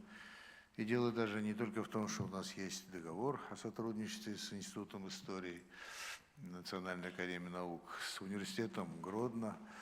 Просто мы действительно реально уже вместе достаточно много сотрудничаем и по истории Великой Отечественной войны, и по истории послевоенного восстановления Беларуси, и по другим темам. Поэтому выступить перед вами – это для меня и большая честь, и большое удовольствие. Хотел бы тоже начать с некоторых маленьких цифр. Потери населения Советского Союза за годы Великой Отечественной войны равняются 13,5% от всего населения. Для сравнения, потери Великобритании 1,5%. Потери Соединенных Штатов меньше 1%. Поэтому даже исходя из этих выразительных цифр, все притязания англосаксонского мира на то, что они победители и чуть ли не единственные победители в этой войне, конечно же, ничего общего с научной истиной не имеют. Это чистой воды политиканство, которое сейчас процветает на Западе, но я думаю, что неминуемо, как ложная концепция, умрет. И мы со своей стороны не устанем напоминать нашим бывшим союзникам на Западе, кто реально победил в этой войне и какой ценой. Что можно сказать с точки зрения академической науки о перспективах изучения? Мы достигли уже громадных цифр.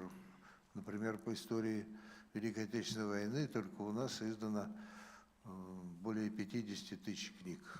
Огромные цифры. А счет диссертаций от них идет на уже более 3000 диссертаций защищено по этой теме. Мы знаем много, конечно же, мы знаем очень много. Но значит ли это, что мы, собственно, исчерпали свой исследовательский ресурс и ничего нового, никакого нового приращения знаний нас впереди не ожидает? Нет, я думаю, что это совсем не так. Чем дальше уходит от нас в историю война, тем парадоксально, тем больше наш интерес к тем событиям, и тем больше желания узнать и о великих полководцах прошлого, и о простых участниках войны. И в этом смысле я должен сказать, что у нас в России предпринимаются организационные шаги в рамках распоряжения президента Российской Федерации Владимира Владимировича Путина. В Российской академии наук создан научный совет по истории Великой Отечественной войны. Он объединяет всех авторитетных специалистов в этой области, в том числе и зарубежных. Созданы специальные исследовательские центры в нашем институте, создан Центр по изучению истории Великой Отечественной войны, который проводит новые исследования на новых материалах. Каковы, может быть, выявить здесь основные направления? Они, пожалуй, сводятся к трем. я бы сказал. Первое – это так называемая война армий. Это военно-дипломатическая подготовка, история боевых действий и так далее.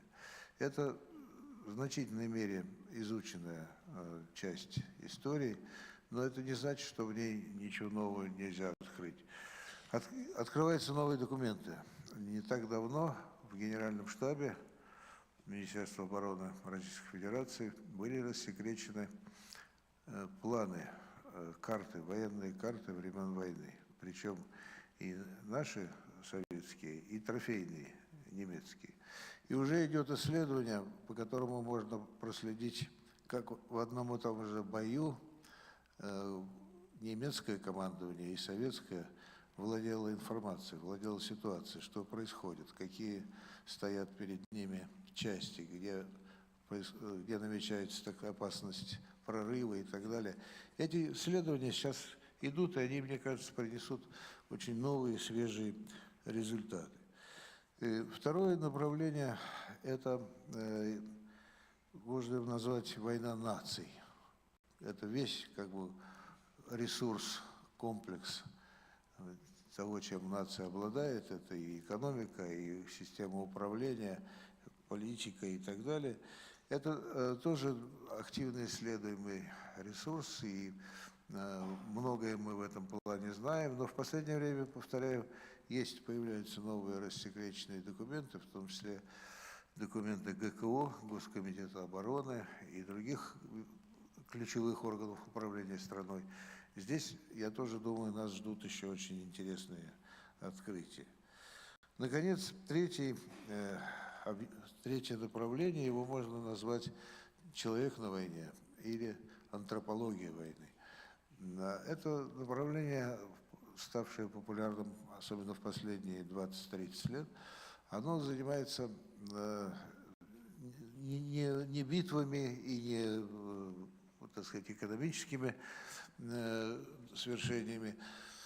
Оно главным своим объектом внимания ставит человека на войне. Человека и на фронте, и в тылу. Это очень, повторяю, новые и перспективные исследования, и как раз мы сейчас в рамках проектов без срока давности и многих других, которые развиваются и в Беларуси, и в России, мы к этой теме подходим все ближе. Конечно, здесь есть большая проблема в том, что почти не осталось уже участников непосредственных боев, не у кого, так сказать, спросить и попросить написать воспоминания. Но к тому же, может быть, не все знают, но во время войны на фронте участникам, военнослужащим запрещалось вести какие-либо записи, дневниковые или мемуарные. Это нашу базу существенно ограничивает документально в изучении этого направления. Но есть некоторая компенсация, я бы сказал, и серьезная компенсация, это так называемая комиссия академика Минца, комиссия по изучению истории Великой Отечественной войны. В 1941 году, в декабре, во время контрнаступления под Москвой, академик Минц инициировал создание комиссии историков и филологов, которые, несколько десятков входило человек в эту комиссию, они выезжали на места боев, брали интервью, записывали впечатления непосредственных участников в медсанбатах, в пунктах переформирования. И это свидетельства драгоценные, они сохранились, причем по самым разным битвам. Есть и Сталинград, и Севастополь, и Ленинград, и много-много другого. Эти документы сохранились, мы сейчас их начинаем публиковать, они в советское время не были опубликованы, к сожалению. Сейчас мы их вводим в научный оборот, и в этом году вышли уже по Севастополю такие тома воспоминаний, и в этом году выйдет по Кенигсбергу, осенью этого года, по взятию Кенигсберга, рассказы участников этой операции. Ну, не буду затягивать со временем, скажу только, что у нас есть, конечно же, уже серьезные достижения в постсоветский период. скажем, это 12-томная история Великой Отечественной войны под редакцией тогдашнего министра обороны Шойгу. Вот, это серьезный труд, в котором очень многое было намечено нового. Но мы сейчас продолжаем работу в этом направлении. В институте сейчас готовится отдельный том по истории Великой Отечественной войны, который мы рассчитываем в этом году выпустить и познакомить белорусских коллег с ним. Примечательная черта нашей эпохи – это, пожалуй, то, что все больше становятся доступны оцифрованные документы. Идет активная оцифровка архивных материалов, они как бы становятся доступными для всех желающих, в том числе для исследователей. И это такой портал, как «Память народа» Министерства обороны, он уже очень широко известен и у нас, и конечно же, в Беларуси. И огромную тут работу проводит Росархив, он публикует документы и по операции «Власов», и по деятельности украинской УПА в годы войны. Документы, которые, в общем, достаточно ясно дают представление о том, чем на самом деле являлись эти подразделения. Я, коллеги, завершая свое небольшое выступление, скажу, что уважаемые члены президиума, уважаемые коллеги, учителя, друзья, участники конференции. Сегодня академическое сообщество национальной... Но прошло после этого еще одно важное событие. На Красной площади в историческом музее была открыта выставка под названием «Без права на забвение» к 80-летию Великой Отечественной победы, Великой Отечественной войны. Эта выставка, инициатором ее был Росархив, и на ней представлены уникальные документы, большинства наших федеральных архивов, документы, которые даже раньше не были не то что не опубликованы, но даже малоизвестны, я бы сказал. Там очень много подлинных автографов Сталина на материалах военных лет. Даже экспонируются оригинальные, собственно, награды самого Сталина, которые он получал во время войны. Я всем рекомендую, кто будет в Москве, посетить эту выставку. Но поскольку, понимаю, не все смогут это сделать, я привез каталог, который был издан к открытию выставки. Я, с вашего позволения, передам его в Белорусскую академию наук для библиотеку, для общего пользования, для общего осведомления. А второе, спасибо. А второй небольшой сувенир – это журнал «Вестник Российского фонда фундаментальных исследований», специальный номер, первый номер этого года, посвящен 80-летию Победы. Здесь публикуются оригинальные материалы исследователей, которые показывают, как, собственно, мы продолжаем изучать историю войны и какие новые открытия нас здесь ожидают. Это я тоже повторю. Спасибо. Спасибо, Юрий Александрович, за подарки. Уважаемые друзья, слово предоставляется. Так, коллеги, не расходимся. У нас конференция продолжается. И прошу внимательно послушать выступающих, докладчиков. Слово предоставляется для доклада Турдалиевой Чалпон Джапарбековне, доктору философии, профессору Американского университета в Центральной Азии, Бишкек, Кыргызстан. Пожалуйста.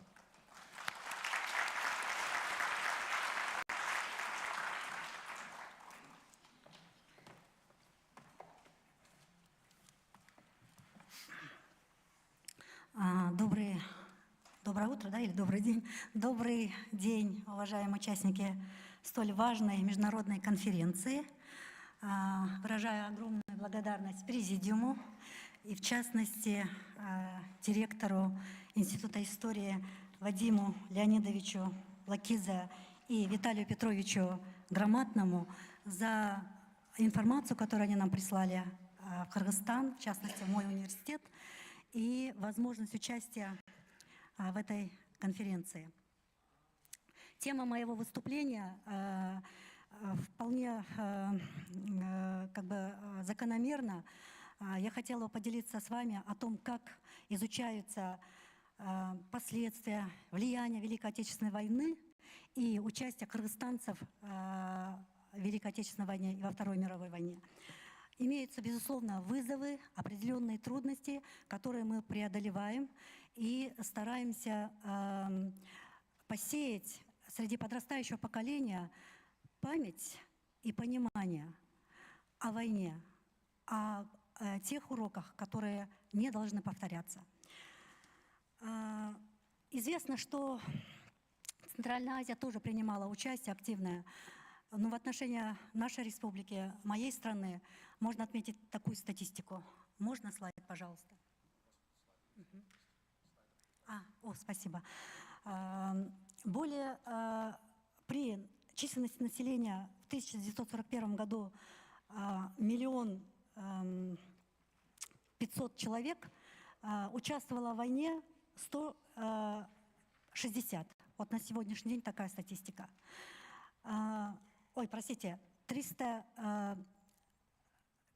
343 тысячи человек. Из них 160 тысяч погибли. И надо сказать, что к тому времени мы уже понесли две потери, так скажем, глобального и локально-регионального характера. Один, тоже сегодня отечественные историки говорят, это геноцид, это восстание 1916 года против колониализма российского, где мы потеряли 200 тысяч кыргызстанцев, при численности населения 800 тысяч человек. И вторая потеря – это в годы Великой Отечественной войны, когда мы потеряли более 100 тысяч человек при участии 360 тысяч. Ну и если бы не эти потери, безусловно, как и в вашей республике, то численность населения гораздо выше была бы. На сегодняшний день мы имеем 7 200 000 граждан Кыргызстана. Можно далее. В историографии, в изучении этой темы можно выделить кратко, учитывая время сегодняшнего выступления, два периода. Безусловно, советский период и постсоветский период. И вот в советском периоде, как и у многих стран СНГ, безусловно, наблюдается большая поисковая работа, которая делала в содружестве со многими учеными, как из России, Белоруссии, Украины, Казахстана. Более того, особенно в юбилейные годы создавались огромные труды. И можно здесь обозначить имена наших корифеев отечественной беллетристики. Это и Алымкулов Нарымбек Ашралиевич, это и Керимбаев, это и Абдрахманов. То есть огромное количество. Был целый институт или, так скажем, отдел в институте истории. В постсоветском периоде я бы выделила два этапа хронологических, когда продолжаются эти традиции с 1991 по 2000 годы изучения. Но однако из-за отсутствия или недостатка финансирования работа приостанавливается. И другой момент, когда в 2000-е годы, когда мы имели, так скажем, ряд таких бурных политических катаклизмов, да, в виде тюльпановой революции, в виде гражданских, так скажем, катаклизмов между севером и югом, наши межэтнические конфликты с Узбекистаном, с Таджикистаном, мы стали вновь обращаться к теме войны и мира. Что означает мир в Центральноазиатском регионе? Когда, так скажем, идет большие войны за воду, большая война идет, так скажем, идеологическая прежде всего, да, и за землю. Вот в этом отношении мы стали выстраивать наш контекст о том, что есть война и что есть мир. И в этом отношении мы стали рассматривать с 2000-х годов актуализацию военной темы, как в науке, так и в искусстве, о том, что все-таки тема мира – это больше социальный, культурный капитал в формировании межэтнической солидарности, межэтнического мира. Далее. Ну и, безусловно, как здесь было отмечено предыдущими ораторами, наше государство также участвует в таких проектах СНГ, как «Память мира», «Поиск». И граждане моей страны ежегодно участвуют в параде, демонстрируют свою причастность. Более того, мы вовлекаем нашу молодежь, особенно университеты, которые сейчас работают в цифровизации материалов по войне. И пример, особенно здесь можно выделить роль Кыргызского, Российско-славянского университета имени Бориса Ельцина и Кыргызский государственный университет имени Ишеналы Арабаева. Более того, я бы как инициативу подчеркнула бы здесь инициативу местную, когда местное население, особенно в регионах, сооружает сами памятники. И этот метод называется у нас ашар.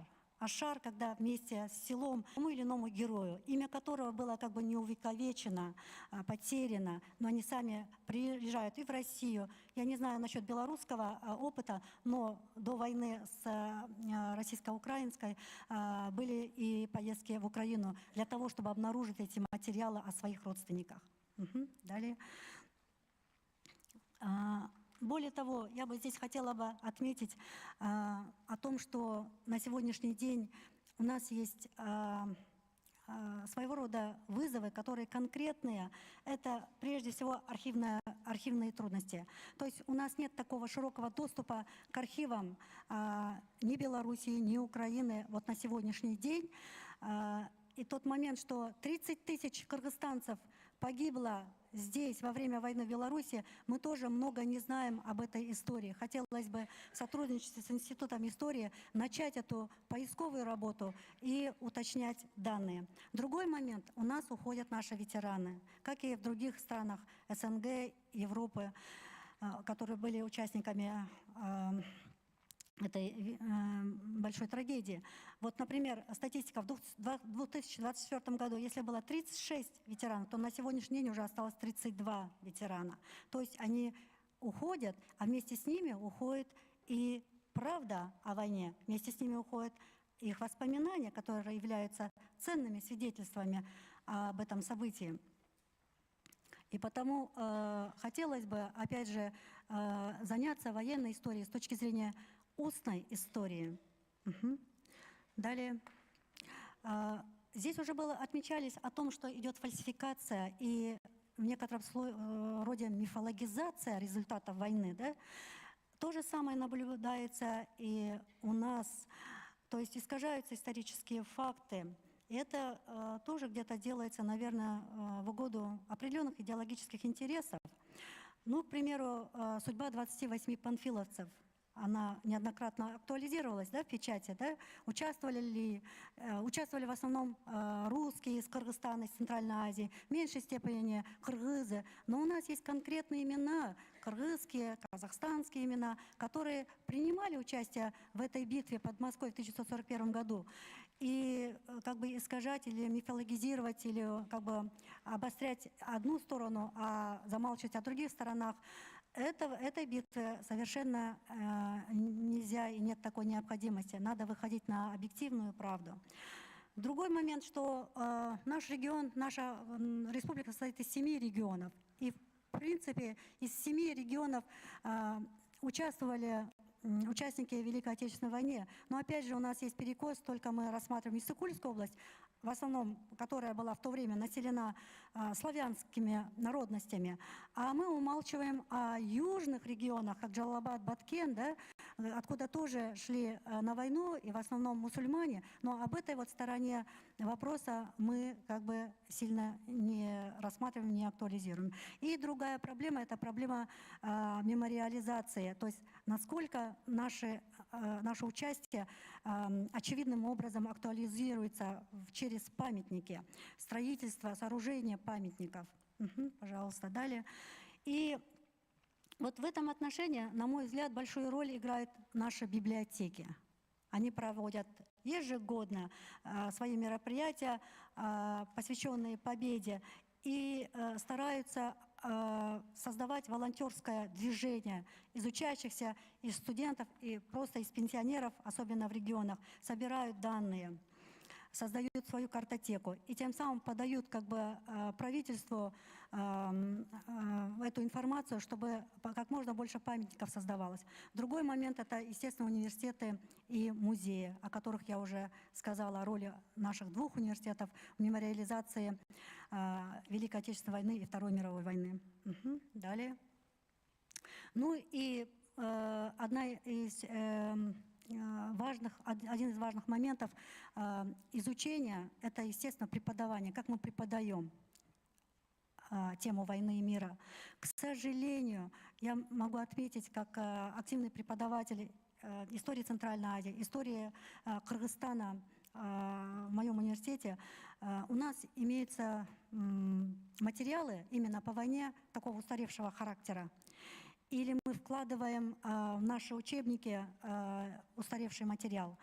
И, с другой стороны, она в основном статична, она не мобильна, она не использует критический анализ и интерпретации, которые имеются в учебниках и в работах российских, белорусских и других коллег. Другой момент — это отсутствие междисциплинарности. И в этом отношении мы тоже страдаем, стараемся находить, но, как известно, в силу определенных условностей мы не можем выйти на, так скажем, на уровень междисциплинарности преподавания этой темы. Ну и то, что я отметила, это демифологизация истории. Не только этой истории, но и других исторических событий мы как бы в меньшей степени прибегаем к этому методу. И последних 2 или 3 слайда, вот как раз-таки о мемориализации, я уже отметила, у нас более 40 памятников, посвященные Великой Отечественной войне. У нас нет памятников, посвященных Второй мировой войне, хотя наши участники, более 150 человек у нас участвовало, и имена мы их восстановили, мы знаем о них, которые участвовали во Второй мировой войне. Но, опять же, эта информация у нас несколько завуалирована. И знаете почему? Потому что есть один факт, который касается всех стран Центральной Азии, когда, оказавшись в плену, туркмены, кыргызы, казахи, оказавшись в плену, в 1945 году они сдались в плен и затем, побоявшись возвратиться в регион Центральной Азии, остались в Европе. И практически весь период Советского Союза, 70 лет, мы о них ничего не слышали. Лишь только в постсоветское время они потихоньку стали обозначивать свое присутствие, вообще свое существование, или их родственники. И во время моей стажировки в Германии в 2024 году, 7 месяцев я была в Германии, стажировалась по своей теме, я встретилась с родственниками тех кыргызстанцев, которые остались в плену. И у них есть архивные данные. Но, однако же, опять же, они никак не хотят передавать, опять же, боятся определенной ситуации, передавать в руки им историкам. А более того, историки, которые занимались военной тематикой в Кыргызстане, многие из них просто ушли на тот свет и сейчас не с нами. И молодое поколение как бы не очень активно занимается именно проблемой войны в 40-е годы. И в этом отношении мы тоже испытываем определенную брешь. Второй момент – это, опять же, как я сказала, роль музеев. Да? С одной стороны, они проводят активную волонтерскую работу, но с другой стороны, она не совсем активно поддерживается в регионах. Почему? Потому что у нас до сих пор в течение 30 лет идет актуализация темы о нации и государствостроительстве. И мы в основном наши, так скажем, силы научные и общественные посвящаем именно этой теме. То есть ретрадиционализация наших традиций, обычаев и так далее. Наверное, все вы слышали, да, Всемирные игры кочевников, да? Это такая большая кочевая олимпиада, и мы в основном актуализируем наши силы вокруг этой идеи. Далее. Ну и, конечно, бизнесмены, как и во всех странах, стараются также активно участвовать. И в этом отношении можно отметить огромные плоды со стороны бизнес-структур, которые создают и сооружают, или помогают государству сооружать через частно-государственное партнерство памятники, создают фильмы. и поддерживать ветеранов. У нас есть целая программа по поддержке ветеранов. Она касается и денежного вознаграждения, она оказывается и медицинская помощь. И в этом отношении большую помощь оказывают именно бизнесмены. Далее. И один важный момент, который я хотела бы здесь тоже подчеркнуть, это не только демифологизация, но и деколонизация знания вообще о любой войне. Да? Когда наше знание становится некой колонией для того, чтобы взращивать там не те семена, которые бы мы хотели бы видеть в наших детях и в наших внуках, что война лучше иметь худой мир, лучше иметь худой мир, чем добрую ссору, да, говорят. И в этом отношении я думаю, что наши идеи идентичны, совпадают, что надо сеять в умах подрастающего поколения именно знание правды о войне и необходимость мира. И в этом отношении есть еще одна история, которая несколько саднит наше сердце, вызывает огромную грусть, когда говорят, что искажается история и говорят, что нет, это героизм не производился или не реализовывался националами, да, так скажем. Хотя надо сказать, что вот в истории одного геройства, которое произошло в 1942 году Чолпонбаем Тулебердиевым из Таласской области на фронтах войны под Воронежем, он первый закрыл своей грудью немецкий дзот. Тогда как Александр Матросов закрыл своей грудью дзот в 1943 году. Но однако же во всей литературе постсоветской до сих пор актуализируется геройство Александра Матросова, а затем других. И в этом отношении хотелось бы вносить историческую правду и тем самым деколонизовывать наши знания о войне. Я очень рада, что недавно в Беларуси здесь был высажен сквер по инициативе посольства Кыргызской республики в Беларуси в честь павших 30 тысяч кыргызстанцев на полях сражения Беларуси. Это радует и вдохновляет на новые проекты. Ну и в заключение я хотела бы отметить общие современные вызовы, которые стоят перед нами, перед странами СНГ. Это, безусловно, цифровизация. Ветераны уходят, а документы остаются. И вот эти новые мультимедийные возможности, они могли бы дать более надежно защищать эти документы и давать большую возможность нам, ученым и подрастающему поколению, узнавать о ходе, результатах войны. И другой момент, который тоже хотелось бы отметить, это о межгосударственных научных проектах. И, возможно, вот сегодня только мой такой единоличный приезд, да, на такие столь важные научные конференции, мероприятия. Но, возможно, на следующий год, да, мы будем приглашать вас, и мы совместно будем делать, создавать, инициировать проекты, которые будут позволять более шире узнавать о нашей исторической, всеобщей, о нашей исторической правде. Спасибо. Спасибо за доклад. Это книга, которая также включает историю о войне. Она написана на английском языке. Это первая книга об истории Кыргызстана на английском языке в моем авторстве вместе с профессором Осмоновым Өскеном Джесупбековичем. Это вам. И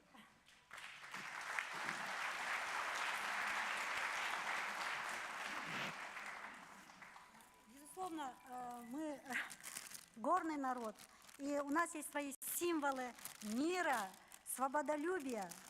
Я хотела бы передать вашему институту небольшой подарок. Это, безусловно, наш коммуз. Это символ мира, свободолюбия и музыкальной экспрессии. И, безусловно, у нас обычно, когда приезжаем в гости, мы дарим кыргызский колпак. Я хотела подарить вам Это символ и гор, и символ непобедимости.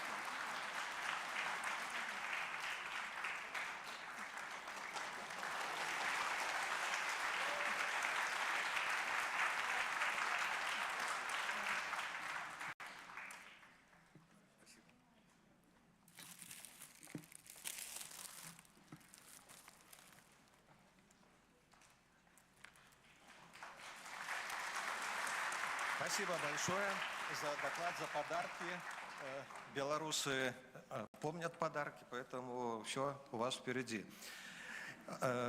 Алексей Михайлович Литвин, доктор исторических наук, профессор, руководитель Центра военной истории Беларуси. Алексей Михайлович, тема доклада «Участие белорусов и уроженцев Беларуси в боях на территории Германии», 1945 год. Алексей Михайлович, я вынужден просить о жестком соблюдении регламента до 10 минут. Пожалуйста. Понял. Добрый день, уважаемые присутствующие. Я понимаю, что все устали, особенно трудно президиуму в таких условиях.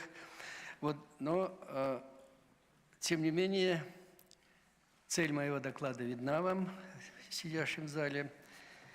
Отвечая на первый вопрос, отметим, что к концу 1944 года общая военно-политическая и стратегическая обстановка коренным образом изменилась в пользу стран антигитлеровской коалиции. Войну Германии к этому времени объявили союзницы Германии, Финляндия, а также страны, входившие ранее в состав блока оси – Болгария, Румыния и Временное национальное правительство Венгрии, действовавшее с декабря 1944 года на подконтрольной территории Советского Союза. Однако вооруженные силы Германии представляли собой еще огромную силу. Войска нацистской Германии оставались на территории Польши, Австрии, Чехословакии, Венгрии и многих других стран. На Восточном фронте были сосредоточены основные силы вермахта – 195 дивизий, на Западном союзническим войскам противостояли в январе 1945 года только 74 дивизии. Важнейшие операции Красной Армии в январе-мае 1945 года. В победном 1945 году Красная Армия провела 5 крупнейших стратегических, включая в себя 12 фронтовых операций и 5 самостоятельных фронтовых наступательных операций, а также одну оборонительную, Балатонскую, которая была последней оборонительной операцией советских войск в Европе. В результате их проведения Германия потерпела сокрушительное поражение на Восточном фронте. На слайдах 2, 3, 4 представлены стратегические операции. 3 из них – Висло-Одерская, Восточно-Прусская и Берлинские – проходили на территории Германии. Во время этих операций, освобождая страны Европы, погибли более 1 миллиона советских солдат и офицеров. На слайдах видно, что на заключительном этапе войны по всем видам и родам войск Красная Армия в количественном и качественном отношении превосходила немецкую. Особая роль принадлежала авиации, артиллерии, танкам и матушке пехоте. Белорусы и уроженцы Беларуси принимали участие во всех стратегических фронтовых наступательных операциях весны-зимы 1945 года. Они были представлены во всех звеньях фронтового, армейского, корпусного, дивизионного, полкового, батальонного, ротного и взводного звена, а также во всех родах и видах войск. Во фронтовом звене, кроме маршала Советского Союза Рокоссовского, командующего Вторым Белорусским фронтом, выделяется фигура нашего земляка, генерала армии Василия Даниловича Соколовского. Уже о нем показывали. С апреля 1944 года по апрель 1945 года он был начальником штаба Украинского фронта, а с апреля 1945 года первым заместителем командующего Первым Белорусским фронтом. На этих должностях он внес большой вклад в планирование, подготовку и проведение Львовско-Сандомирской, Висло-Одерской и Берлинских стратегических наступательных операций. Маршалом Советского Союза он стал 3 июля 1946 года. Ну, и героя получил за проведение этих операций. То есть была историческая справедливость воссоздана в отношении его, когда он был снят с должности командующего Белорусского фронта в 1944 году. Активное участие в Нижнесилезской, Берлинской и Пражских операциях принимала 2-я воздушная армия под командованием нашего знаменитого земляка Степана Акимовича Красовского, который тоже воевал, начиная с Советско-финляндской войны, стал генерал-полковником, и в это время, вот именно при боях на территории Германии, ему было присвоено звание Героя Советского Союза. В 100-м гвардейском истребительном авиаполку 9-й гвардейской истребительной дивизии армии Красовского служили 2 наших белоруса. Это Петр Иосифович Гучок и уроженец Горецкого района Могилевской области Григорий Устинович Дольников. Я поместил вот эти 2 фотографии для того, чтобы показать всем судьба человека на войне. 2 друга, окончив летную школу, в августе 1943 года они попали в истребительный полк. И уже к сентябрю имели на своем счету сбитые самолеты. Дольников совершил таран, и ему удалось, то есть в первом бою, то есть не в первом, одном из боев он был сбит в конце августа, но попал на советскую территорию, вернулся в полк. Потом в конце сентября совершив таран, был сбит и оказался на оккупированной территории.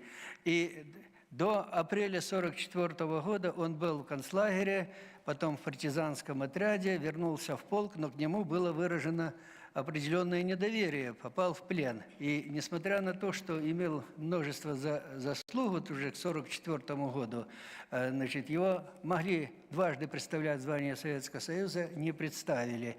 Вот. По-настоящему по-дружески к нему относился в полку его земляк Гучок. Но в одном из боев Гучок погиб, и Дольников на своем самолете написал за Петра Гучка надпись. Это тоже считалось, были суеверия какие-то определенные. До конца войны он провоевал, и уже после Великой Отечественной войны Григорий Юстинович Дольников, 23-го года, как и Гучок, стал великим нашим военачальником, был заместителем главнокомандующего ВВС по вузам. Звание Героя Советского Союза ему присвоили только в 1978 году. Он был заслуженный летчик СССР в 1965 году, генерал-полковник авиации, кандидат исторических наук. Это я просто говорю о судьбах. Вот, было сказано сегодня, что человек на войне – это особая проблема. Тем более, что вот война, то есть те бои, которые проходили на территории Польши, на территории других стран, это были не бои за освобождение своей земли, хотя понятно, что надо было разбить фашист. И вот эта анатомия вот этих подвигов, мотивация подвигов, почему солдаты совершали такие подвиги, такие же подвиги не совершали немецкие солдаты ни на территории Беларуси, ни когда освобождали, Красная Армия освобождала территории Германии. Это большая проблема, и я хочу сказать, что вот в нашем институте мы то же самое уделяем большое внимание этой проблеме, антропологической проблеме. Я думаю, что на следующую пятилетку мы будем планировать разработку вот таких тем, где показывают человека на войне. И в этом ракурсе Беларуси идет та работа, которую мы сегодня делаем в нашем институте по изданию значит, книг «Народная летопись». То есть это как раз перспективная, ну, такая научная работа, и она имеет большое значение для понимания сути и процесса Второй мировой войны. В составе... Сколько осталось? Так, 1 минута. Ну, тогда давайте мы будем показывать. Проблема в чем, чтобы вам было понятно? Готовясь к этому выступлению, я подготовил доклад на 30 страниц, который будет, конечно, опубликован. Я прошу показывать это сам, перекручивать. То есть в нем показаны руководители всех звеньев, вот, корпусного звена, значит, то есть армейского звена, корпусного звена, дивизионного звена. Данные, значит, краткие справки, ну, о занимаемых их должностях, значит, проведенных боевых операциях и за что им присваивали звание Героя Советского Союза. Хотелось бы вот сказать, что, значит, ну, буквально несколько минут о нашем знаменитом танкисте, нашем земляке, докторе исторических наук, профессоре Филимонове Александре Андреевиче, который работал вместе с нами в нашем отделе на Зееловских высотах в 1945 году. Были очень, значит, тяжелые шли бои, и, значит, по его танку «Тигр» выстрелил болванкой и сбил башню этого танка. И надо было подумать, человек выжил, стал доктором, был тогда старшим лейтенантом, стал доктором исторических наук и всю жизнь занимался изучением, ну и последнее время принимал участие в издании трехтомника «Всенародная борьба» и ряда книг по истории Беларуси. Дальше показывайте эти самые. Показаны, значит, приведены примеры героев Советского Союза из командного состава, а также из родового. Ну и особое место в докладе уделено теме бывших партизан, которые продолжали войну в составе Красной Армии на территории Германии. Ну вот хочу назвать фамилию, все, буквально несколько минут, одну фамилию. Значит, амбразуру закрыл Сергей Анисимович Коваленко, сын священника, значит, подпольщик, попал в немецкий лагерь, бежал, стал партизаном, успешно воевал на фронте и, значит, в решающий момент боя закрыл своим телом амбразуру вражеская дота и тем самым спас жизни своих товарищей. Он 21-го года рождения всего. Что мотивировало, что подвинуло его на этот подвиг, трудно сказать. Ну и дальше приводятся примеры, значит, партизан, которые стали героями Советского Союза. Значит, это Гомонков Иван Прокофьевич, Шило Михаил Давыдович, партизан Пинской партизанской бригады, бывший житель Западной Беларуси. То есть не советское воспитание у него было, но тем не менее отличился в боях во время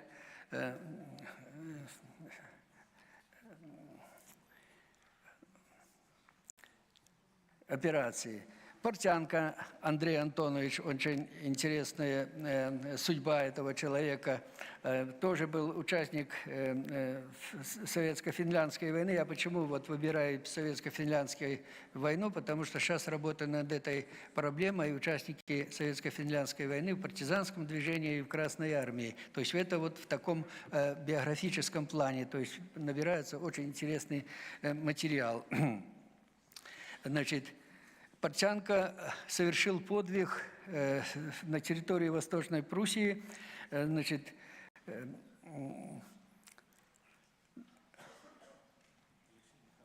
все, кончаем. Угу. Так, ну, прокрутите еще наконец на концовку. Ну и завершая свое выступление, хочу сказать, что перед нами, перед Центром военной истории стоит целый ряд проблем по более глубокому, такому углубленному показу уроженцев и жителей Беларуси в боях на территории Польши, Германии, Румынии, Венгрии и других территориях.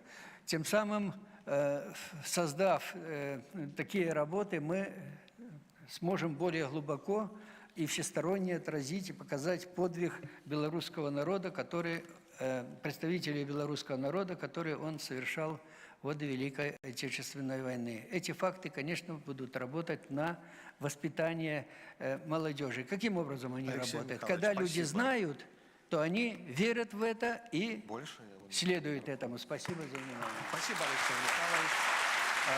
Уважаемые коллеги, прошу поставить видеообращение Кабульдинова Зеябека Ермухановича, генерального директора Института истории и этнологии имени Валиханова, Комитета науки, Министерства науки и высшего образования, доктора исторических наук. Пожалуйста. Белорусские коллеги, Институт истории и этнологии имени Чулпана Валиханова искренне поздравляет всех вас с предстоящим празднованием Великой Победы во Второй мировой войне, Великой Отечественной войне. Действительно, наши народы, народы бывшего Советского Союза, в том числе Белоруссии и Казахстана, сыграли очень большую роль в достижении общей победы. Белоруссия была одной из самых пострадавших республик Советского Союза. Она приняла первый удар гитлеровского фашизма. Что касается Казахстана, то Казахстан в годы Великой Отечественной войны стал не только надежным тылом фронта, но и внес огромный вклад в дело разгрома гитлеровского фашизма. В частности, на фронтах Великой Отечественной войны сражалось порядка 1 300 000 наших земляков. Были сформированы разные дивизии, бригады, полки. Более того, в ноябре 1945 года знаменитая Панфиловская дивизия, сформированная на территории бывшей столицы нашей республики Алматы-Алматинской области, сыграли большую роль в обороне Москвы. 316-я стрелковая дивизия под руководством генерала Панфилова, позднее ставшей 8-й гвардейской дивизией, остановила 4 гитлеровских дивизии, 4 дивизии вермахта, из которых 2 пехотные дивизии, 1 моторизованная, 1 танковая дивизия и несколько сот человек из дивизии СС «Мертвая голова». Казахстанцы приняли, скажем, сражения во многих решающих битвах Второй мировой войны, Великой Отечественной войны. Много наших представителей сражалось в рядах партизанского движения, в том числе на земле братской Белоруссии. Что касается тыла, то и Казахстан также в это время принял в себя более 1 миллиона депортированных народов. Около 1,5 миллиона человек были эвакуированы из европейской части бывшего Советского Союза. Многие научные учреждения Москвы и Ленинграда осенью 1941 года оказались также на территории Казахстана. Первые годы на территории Казахстана было эвакуировано более 220 заводов и фабрик. 9 из 10 пуль были отлеты из казахстанского, точнее чемкентского свинца. Казахстан отправил в тыл около 700 000 членов трудовой армии. Здесь были не только депортированные народы, но и порядка 200 000 представителей казахского народа. Если фашистская Германия на фронт мобилизовала порядка 12% своего населения, то Казахстан почти до 20% своих славных сыновей и дочерей отправил на фронт. Казахстанцы дали фронту около 500 героев Советского Союза. Последние наши исследования показывают, что порядка 200 человек, представителям, скажем, казахского народа, они не были удостоены высокого звания Героя Советского Союза, хотя были представлены этими командирами дивизий, бригад и командирами полков по различным объективным, субъективным причинам. Около 130 человек были удостоены 3 орденов славы. Этот, скажем, ряд героизма казахстанцев можно продолжить и продолжить, но память о погибших, память о тех, кто принес нам общую победу над гитлеровским фашизмом, он навсегда должен остаться в наших сердцах и в нашей памяти. Завершая свое выступление, хотел бы пожелать белорусским коллегам совместно проводить исследования на обозначенную тематику. В архивах Беларуси и Казахстана есть много материалов, которые свидетельствуют о том, что есть еще много нераскрытых страниц нашей совместной истории. Отдельной страницей является необходимость изучения наших солдат-офицеров, которые погибли на территорию Европы. Более того, наши институты имеют доступ в западные архивы, где можно получить карточки военнопленных узников немецких фашистских лагерей. Я думаю, что, скажем, благодаря нашей совместной деятельности мы можем добиться хороших, позитивных научных результатов. В работе конференции желаю всего самого наилучшего. Уважаемые белорусы,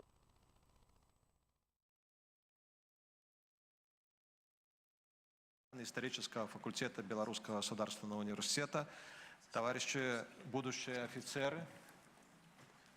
На обед, наверное, у нас каша солдатская будет скоро, через 20 минут. Уважаемый высокий президиум, уважаемые участники конференции, я хотел бы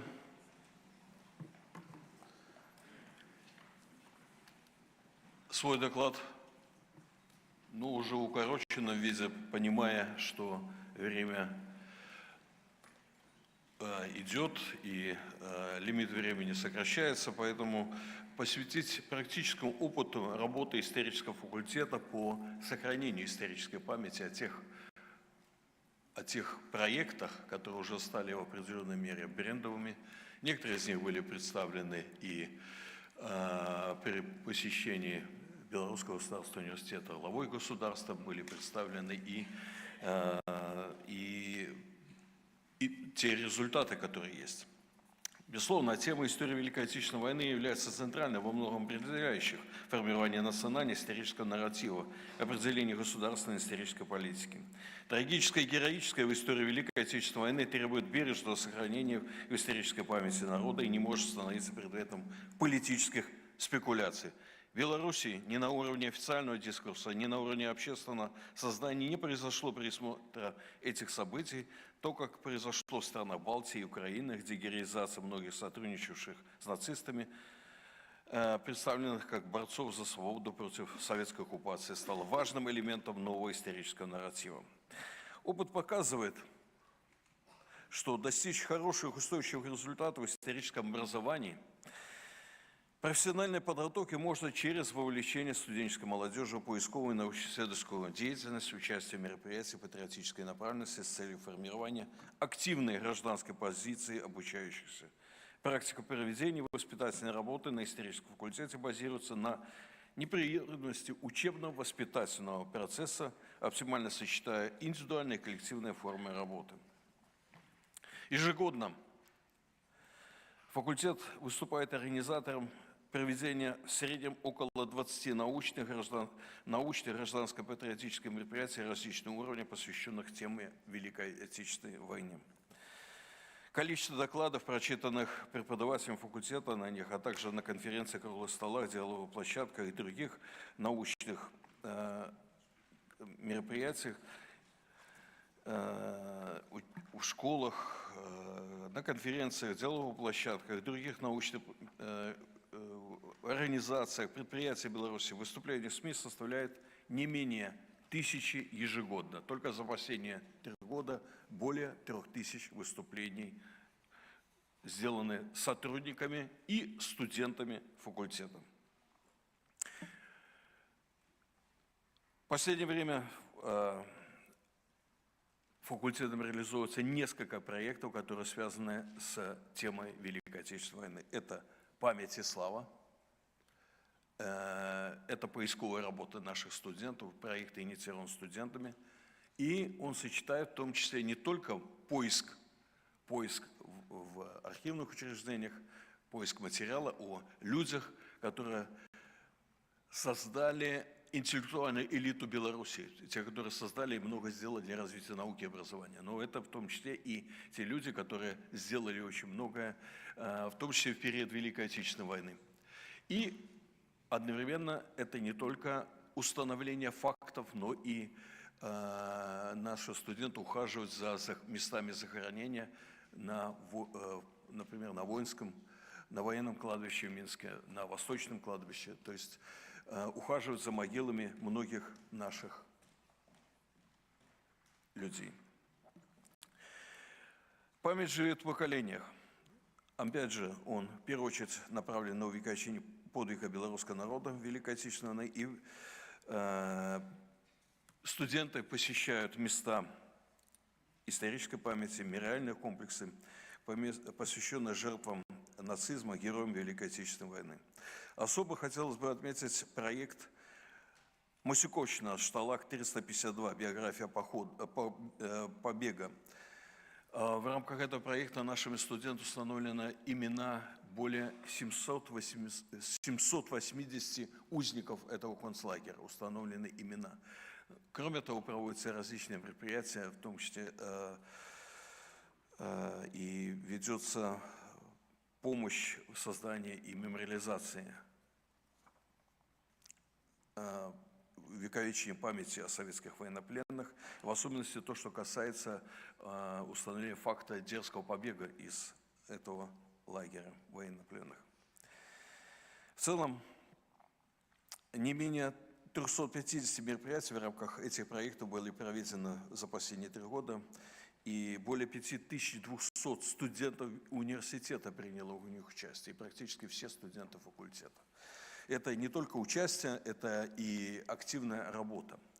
На сегодняшний день, и вот буквально сегодня, когда я здесь выступаю, но проводятся мероприятия в рамках проекта гражданско-патриотического «80 бесед о Великой Победе». Это огромный проект, он 80 мероприятий, каждый из них, опять же, это не единичные мероприятия, это в целом проект, который Белорусского государственного университета, но значительную часть мероприятий приведены, опять же, преподавателями и студентами факультета. Хотелось бы отметить, что преподаватели и студенты исторического факультета регулярно принимают участие в международных мероприятиях, и в первую очередь с нашими российскими коллегами. Особенно хотелось бы отметить, что тот конкурс, который проводится совместно и инициирован совместно историческим факультетом БГУ и Московского университета, это «Общий путь к Великой Победе. Подвиг народа бессмертия». Он проводится с 2014 года, проведено уже ряд конкурсов, и в нем принимают участие обучающиеся не только Белорусского университета и Московского университета, но и других университетов Беларуси и России. Наш факультет принимает участие в совместных проектах, научных конференциях, совместно и с другими российскими вузами. И это, в первую очередь, конечно, хотелось бы отметить Санкт-Петербург, Курск, Кабардино-Балкарский государственный университет, Дагестанский государственный университет, научные учреждения Казани, Псковский государственный университет, Балтийский федеральный университет имени Канта. В последнее время совместно с Петербургским университетом разработан онлайн-курс, совместный образовательный проект «Великая Отечественная война. Взгляд из России и Беларуси». Он посвящен отдельным темам. Это видеолекции, которые имеют определенное научно-методическое сопровождение. Это не просто воспроизведение, это и задания, которые даются студентам, дают возможность им углубиться в тематику войны. На слайде вы видите 6 видеолекций. 3 из них – это российские коллеги, 3 лекции записаны – это наши преподаватели исторического факультета. И хотелось бы отметить еще одно издание, которое стало победителем Всероссийского конкурса «Лучших практик сохранения исторической памяти». Это сборник, электронный сборник «Вспомним всех» студенты Белорусского государственного университета о Великой Отечественной войне, 80-летию освобождения Беларуси от немецко-фашистского захватчика. Это в определенной мере семейные истории. Это сборник сделан. Я уверен, что с ним можно познакомиться, он в электронной библиотеке присутствует. В заключение хотелось бы подчеркнуть, что в целях эффективной организации воспитательной работы важно создать условия, формировать эффективный баланс, в который студент сможет успешно учиться, одновременно активно и деятельно участвовать в общественной жизни. Именно поэтому организация учебного процесса в учреждении образования должна быть построена таким образом, чтобы все виды учебной и воспитательной деятельности были взаимосвязаны и органично дополняли друг друга. Опыт показывает, только во взаимодействии получается наиболее эффективная подготовка специалистов. И возможность предоставления такой возможности для студентов крайне важна. Опыт, практический опыт работы факультета это подтверждает. И хотел бы сказать, что исторический факультет небольшой факультет по размеру в университете, Белорусского государственного университета. Но у нас есть большое желание изучать и популяризировать историю, сохранять историческую память. И в заключение хотел бы, уважаемые участники конференции, поздравить всех с праздником, с Днем нашей Великой Победы. И пожелать всем, прежде всего, мирного неба над головой. Спасибо за внимание. Спасибо, Александр Геннадьевич. Уважаемые участники конференции, терпение и труд, все перетрут. У нас 15 минут, 10 минут для выступления Алексея Сергеевича Бушуева, ученого секретаря Института истории имени Марджани Академии наук Республики Татарстан, Казань, Российская Федерация. Алексей Сергеевич, прошу Спасибо. нам помочь всем. И будет в конце видеообращение и подарок музыкальный от 174-й гимназии. Уже ребята готовы. Вот у нас ровно 15 минут. Сообщили, написали, что каша вкусная ждет. И мы все вместе пойдем на солдатскую кашу. Пожалуйста, Добрый Алексей день, Сергеевич, пожалуйста. уважаемые коллеги. Я рад представить вашему вниманию свой доклад, посвященный уроженцам Минска и Минской области в боях за освобождение Польши. Вот то о важности исследований, которого говорил сегодня, в том числе и другие коллеги наши говорили, и в том числе Алексей Михайлович Литвин. Конечно, одним из важнейших вопросов истории войны является изучение роли Красной Армии в освобождении стран Европы от нацизма, в том числе вопрос о численном и качественном составе боевых потерь, понесенных в ходе выполнения освободительной миссии в европейских государствах. Следует отметить и весьма значительный вклад Советской Беларуси на завершающем этапе войны, когда после освобождения ее территории в ходе операции «Багратион» летом 1944 года в ряды Красной Армии дополнительно влились более 700 тысяч уроженцев этого региона. В своем докладе я хотел бы рассмотреть больше особенности социального состава боевых потерь Красной Армии среди уроженцев Минска и Минской области при освобождении северо-восточных районов Польши на подступах к Восточной Пруссии в 1944-1945 годах.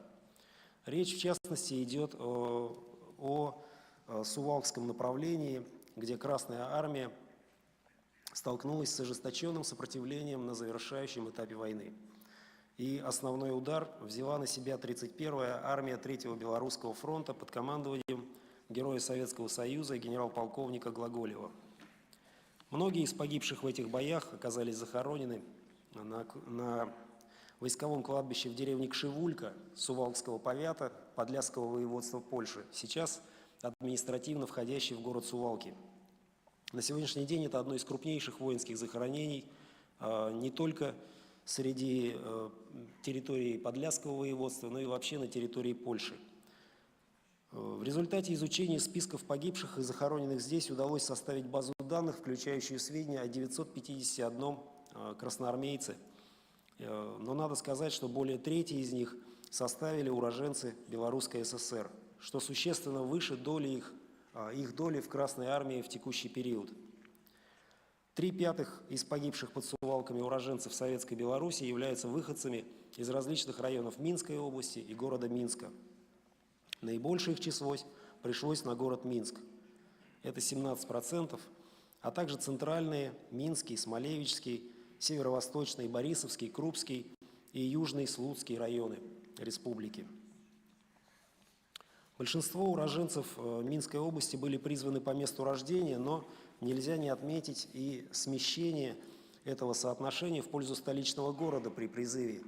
Так, если соотношение уроженцев Минска в области по рождению составляет 1 к 2,6, то есть на каждого уроженца Минска приходится 2,6 уроженцев области, то это соотношение по местам призыва уже меняется и составляет 1 к 1,6, что говорит о том, что 1/5 часть уроженцев Минской области была призвана из столицы республики.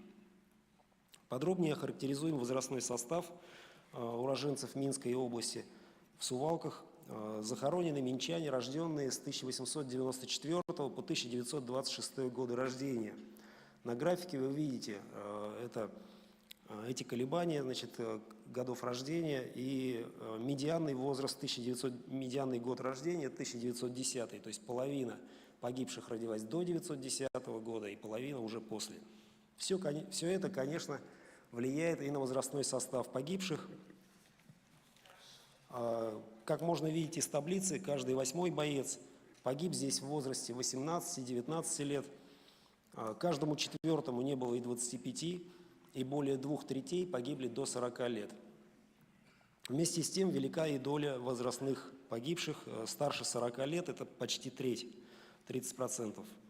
В целом средний возраст погибших уроженцев Минска и области составляет 33 года, а медианный возраст 34 года, что в среднем, надо сказать, на 2 года выше, чем средний возраст всех погибших на Сувальщине бойцов Красной армии, что свидетельствует о том, что это является результатом, очевидно, мобилизации белорусов, которые уже после освобождения ее территории летом 1944 года влились в ряды Красной армии. Ну и учитывая, что в форме донесения о потерях номер 2 БП, которая применялась в РККА в 1944 году, в них фиксировалось последнее место службы погибшего, то можно реконструировать и войсковой состав понесенных потерь. Мы видим, что основную часть погибших, как я уже сказал, составляют бойцы подразделений 31-й общевойсковой армии, что неудивительно, поскольку на этом участке фронта действовала эта армия преимущественно. Каждый 4-й погибший здесь уроженец Минска и области служил в 173-й и 220-й стрелковых дивизиях, а каждый 10-й в 352-й и 331-й. По нашим подсчетам, каждая из этих дивизий за время боев на Сувальщине осенью 1944 года потеряла не менее 10% состава. В боях на подступах к Восточной Пруссии, как одном из наиболее сложных участков фронта, конечно, участвовали и штрафные подразделения РККА. Мы видим, что почти 8% составляют уроженцы Минска и Минской области среди бойцов штрафных подразделений. Речь идет в частности о 5 отдельных штрафных ротах: 134-й, 136-й, 138-й, 140-й и 141-й. Понесенные потери среди уроженцев Минска и области распределились по разным видам соединений, но подавляющее большинство их, это 97,5%, служило в стрелковых подразделениях. 1% были саперами, по 0,5% служили в истребительно-противотанковых, артиллерийских, конно-санитарных частях. Ну, традиционно, конечно, наибольший состав потерь приходился на рядовой состав. Как мы видим, 96,6% это рядовые, доля младшего и среднего комсостава составили, соответственно, 2,9 и 0,5%. Среди идентифицированных погибших оказались по одному лейтенант и старшина, 2 сержанта, 3 младших сержанта, 3 ефрейтора. Разные фронтовые дороги привели всех их в Сувалки. Здесь они навечно обрели славу и нашли место своего упокоения. Познакомимся кратко с некоторыми из них. Лейтенант Кнарус Виктор Феликсович, 1918 года рождения, уроженец деревни Урбановка Стародорожского района Минской области, призванный по месту рождения. Служил командиром роты 1108-го стрелкового полка 331-й дивизии и 4 января 1945 года погиб в бою у деревни Ракуик, ныне в составе Сувалкского повята. Ранее с августа 43 по июль 44 он служил в 100-й бригаде партизанского отряда имени Фрунзе, где определенное время занимал и должность командира роты. За участие в партизанском движении был награжден медалью партизана Отечественной войны, за подвиги в боях на польской земле был награжден орденом Отечественной войны 2-й степени посмертно. Сержант Кучинский Иван Григорьевич, уроженец Борисовского района Минской области, призванный по месту рождения, служил командиром отделения 673-го стрелкового полка 220-й дивизии, погиб в бою у деревни Пшеросль, также Сувалкского повята. Красноармеец Добрицкий Казимир Антонович, 905 года рождения, уроженец Минска, призванный сталинским РВК, командир отделения 2-й пулеметной роты 1160-го Минского стрелкового полка 352-й Аршанской краснознаменной стрелковой дивизии. Он погиб в октябре 1944 года, не успев получить боевую награду, положенную ему, уже выписанную ему награду за бои в сентябре. Речь идет об ордене Красной Звезды. В целом мы видим, что погибшие на Сувалкском рубеже уроженцы Минской и области, численно составляющие большую часть здесь погибших белорусов, представляют не только рядовых, но и командиров рот, отделений, не только стрелков, но и саперов, связистов, повозочных. Это в целом позволяет представить масштабы участия уроженцев региона в боях на завершающем этапе Великой Отечественной войны. И хотя представленный вашему вниманию коллективный портрет не претендует на абсолютную завершенность и точность ввиду недостатка сведений, все-таки он дополняет имеющиеся на сегодняшний день представления об участии уроженцев Советской Беларуси в освободительной миссии Красной Армии в Европе и их вкладе в победу советского народа над нацистской Германией и ее сателлитами в Великой Отечественной войне. Спасибо за внимание. Спасибо, Алексей Сергеевич. Да. И я попрошу поставить обращение. Случаем, простите, я хотел бы подарить библиотеке Национальной академии наук Республики Беларусь книги. Значит, это сборник международной конференции, которая у нас буквально месяц назад состоялась в апреле в Казани. Значит, и свою работу, посвященную исследованиям потерь в Польше, как раз на территории Сувала, где можно узнать не только об этих фамилиях, но и о 330 белорусах, уроженцах Белоруссии, которые погибли, сражаясь за освобождение Польши. Спасибо. Спасибо. Спасибо, Алексей Сергеевич. Я попрошу включить видео 5 минут Исаева Юрия Николаевича, директора Чувашского государственного института гуманитарных наук, доктора филологических наук. Пожалуйста. Исаев.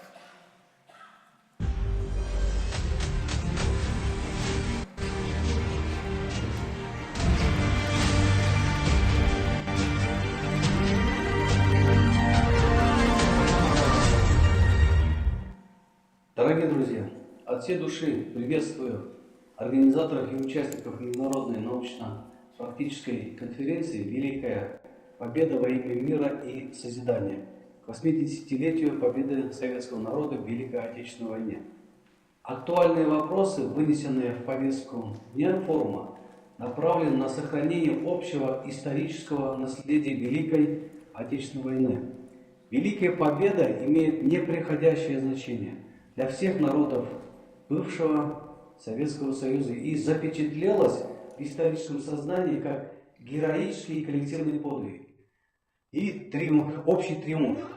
Об этом сегодня собрались обсудить участники Международной научно-практической конференции, ученые-историки из Белоруссии, Казахстана, Узбекистана, Кыргызстана, регионов России, из Москвы, Санкт-Петербурга, Курской, Смоленской, Тамбовской и Тульской областей, Республики Татарстан, Чеченской и Чувашской республики. Они представляют академические институты, высшие учебные заведения, музеи, архивы, библиотеки, школы. Весьма отрадно, что в тематике научных докладов красной нитью проходит мысль, что историческая память о Великой Победе – это общенародная ценность, которая составляет основу национального духа и гордости за своих предков. Отмечая 80-летие со дня Великой Победы над нацистской Германией и ее европейскими союзниками, важно помнить цену победы, которую заплатили народы Советского Союза, ведя вооруженную борьбу с агрессорами. Война затронула практически каждую советскую семью. Людские потери составили около 27 миллионов человек. Это 27 миллионов несбывшихся планов, надежд и судеб. Ни одна страна в мире за всю историю не теряла столько своих граждан. Для всех народов нашего государства война против фашистской Германии стала поистине священной. Они смогли превзойти врага не только в военном, но и экономическом, организационно-политическом и духовно-нравственном планах. Лозунг «Все для победы, все для фронта» стал определяющим жизненным ориентиром для всех советских людей. В годы Великой Отечественной войны единство наших народов особенно ярко проявилось в ходе знаковых военных операций и сражений, повлиявших на исход событий. Беспримерный героизм в первых боях показали защитники Брестской крепости. Почти месяц упорно сопротивляющиеся врагу. Среди них были представители более 30 народов Советского Союза: русские, украинцы, белорусы, армяне, грузины, чечены, евреи и другие. Первыми в бой с передовыми частями противника выступили пограничники. Поисковикам удалось установить именно более 60 бойцов Чувашии, оборонявших Брестскую крепость. Единство народа было важной основой всенародного партизанского движения на оккупированных территориях. В составе многонациональных партизанских отрядов вели борьбу с фашистами около 1 миллиона человек. В Беларуси, Украине, России подпольщики уничтожили тысячи эшелонов и солдат противника. В Беларуси, где погиб каждый 4-й житель, среди партизан были белорусы, русские, украинцы, евреи, татары, армяне, чуваши, поляки, представители других национальностей. Аналогичное сопротивление развернулось на Украине, в Прибалтике и на Северном Кавказе. Существовавшие на Северном Кавказе партизанские отряды и подпольные организации внесли свой вклад в дело борьбы с фашистской Германией. Если говорить в масштабах небольшой Чувашской республики, то за проявленные на фронтах Великой Отечественной войны мужество и героизм около 54 тысяч уроженцев Чуваши были награждены боевыми орденами и медалями. Звание Героя Советского Союза удостоили 71 уроженец республики. Из них 19 посмертно и 25 воинов чувашской национальности, родившиеся и проживавшие за пределами Чувашии. 18 уроженцев Чувашии и представители чувашского народа из других регионов являются полными кавалерами Ордена Славы. Среди женщин, героев Советского Союза, легендарная летчица, воевавшая в составе 46-го Таманского авиаполка, ночных бомбардировщиков Зоя Ивановна Парфенова. Сегодня Международная научно-практическая конференция стала уникальной площадкой для осмысления героического прошлого, увековечения памяти о подвигах победителей, отстоявших свободу и будущее нашей Родины. Уверен, что высокий форум внесет свой вклад в утверждение правды о Великой Отечественной войне и будет способствовать противодействию попыткам фальсификации исторических фактов, а также привлечет внимание всех заинтересованных в том, чтобы самая страшная война в истории человечества никогда не повторилась. Уважаемые участники конференции, поздравляю вас с 80-летием победы советского народа в Великой Отечественной войне. Желаю вам успешной и плодотворной работы, здоровья и всего самого доброго.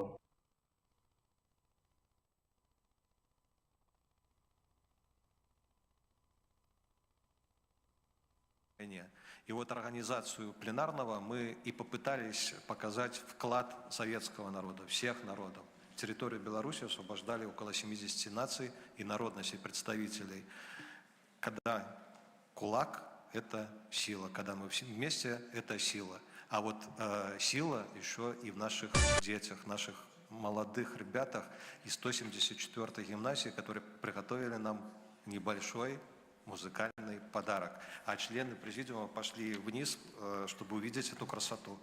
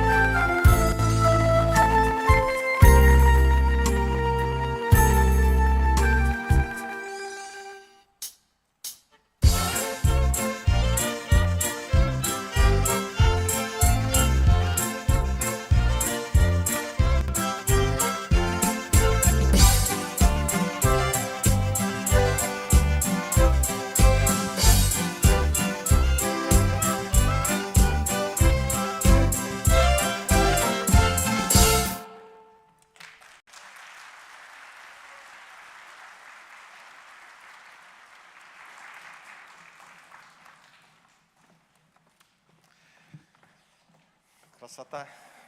Спасибо нашим партнерам, коллегам, друзьям из 174-й гимназии, всех, кого я сегодня не назвал, но вы в зале, мы видим глаза друг друга, мы занимаемся общим большим делом. Огромное спасибо. Выставки наши продолжают работать. Кстати, вот эта вот выставка «Грани Победы», она была доступна для того, чтобы с ней познакомиться более подробно. Приглашайте через меня, через нашу организацию в Беларусь, всегда готовы. И вот эта выставка под эгидой Департамента по архивам и делопроизводству Министерства юстиции Республики Беларусь. Олег Леонидович, спасибо за то, что ваши организации приняли активное участие. Выставка есть, белорусские партизаны и совместное вот издание книги. Многим хочу сказать большое спасибо. Уважаемые друзья, теперь мы, вот в 2 часа начинается по программе работа секций, все там написано, модераторы. Прошу активно включиться в выступления, в доклады, дискуссии, а кто хочет послушать, пожалуйста, послушайте. А тут в 2 часа мы собираемся для награждения лауреатов 18-й уже международной конференции, которую мы проводим совместно с 174-й гимназией. В эту работу включен Белорусский государственный педагогический университет, администрации города Минска, московская администрация Московского района. И сегодня дети со всех наших областей, 124 лауреата тут вместе с родителями и учителями получат награды заслуженные. Это очень хорошо. Теперь мы идем на солдатскую кашу. Вот во дворике Академии наук можно и с этой стороны обойти, и с той стороны, когда выйдете в Академию наук. Но попрошу взрослых покормить маленьких лауреатов. А в первую очередь пропускайте, солдатская каша готова, и всех приглашаю попробовать. Министерство обороны готовит вкусно, а профсоюзы наши это дело наполнили тушенкой. Спасибо.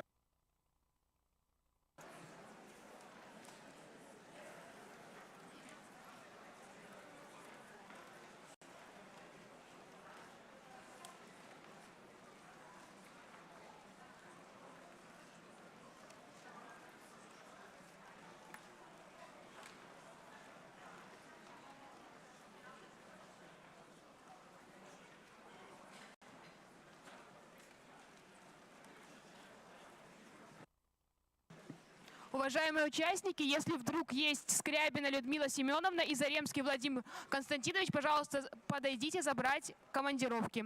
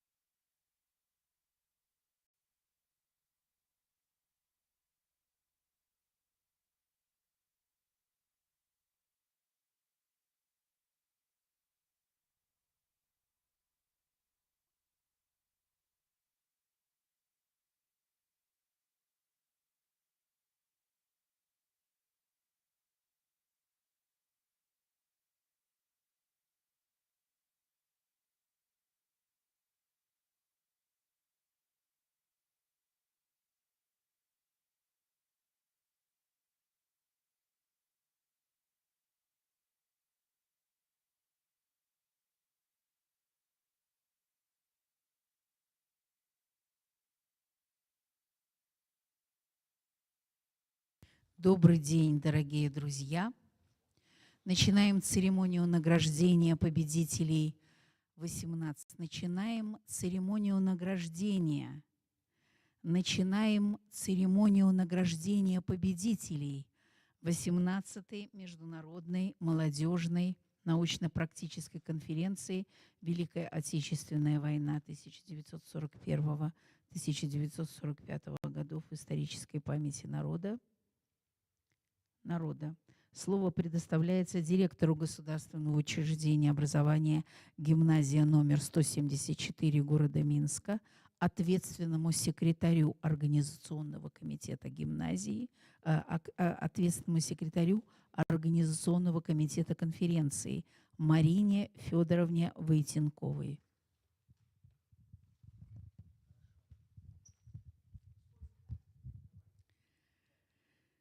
Добрый день, дорогие друзья! Мы начинаем церемонию награждения победителей 18-й международной исторической, международной молодежной победителей. Начинаем церемонию награждения победителей 18-й международной молодежной 18-й международной молодежной научно-практической конференции «Великая Отечественная война 1941-1945 годов в исторической памяти народа». Слово предоставляется директору государственного учреждения образования гимназия номер 174 города Минска, ответственному секретарю организационного комитета конференции Марине Федоровне Войтенковой.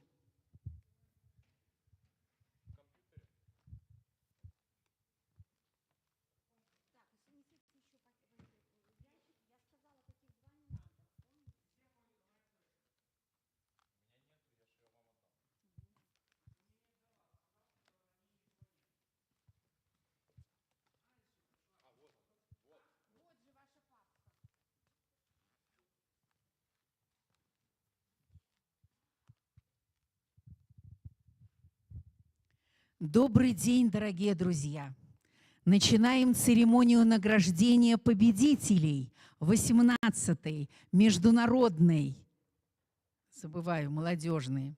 Добрый день, дорогие друзья! Начинаем церемонию награждения победителей 18-й международной молодежной научно-практической конференции «Великая Отечественная война 1941-1945 годов в исторической памяти народа». Слово предоставляется директору. Слово предоставляется директору государственного учреждения образования гимназия номер 174 города Минска, ответственному секретарю организационного комитета конференции Марине Федоровне Войтенковой.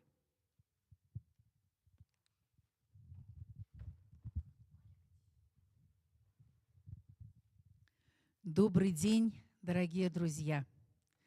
Начинаем церемонию награждения победителей 18-й международной молодежной научно-практической конференции «Великая Отечественная война 1941-1945 годов в исторической памяти народа». Слово предоставляется директору государственного учреждения образования гимназия номер 174 города Минска, ответственному секретарю организационного комитета конференции Войтенковой Марине Федоровне.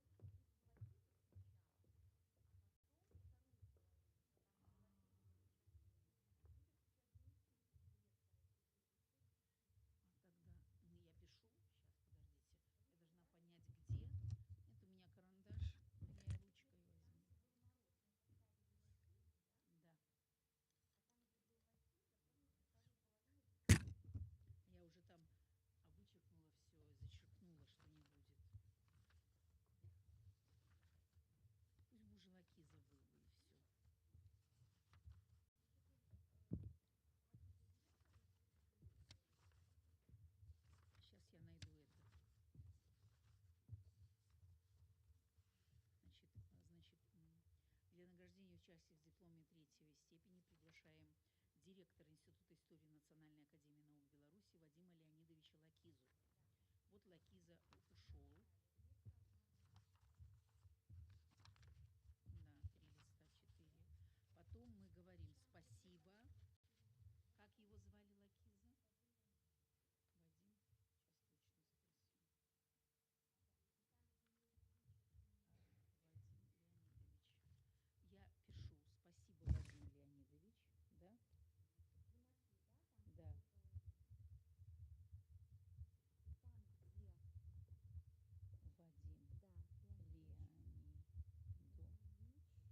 А вот здесь продолжает. Заместитель, и потом все то же самое, заместитель директора Института истории Национальной Академии академии.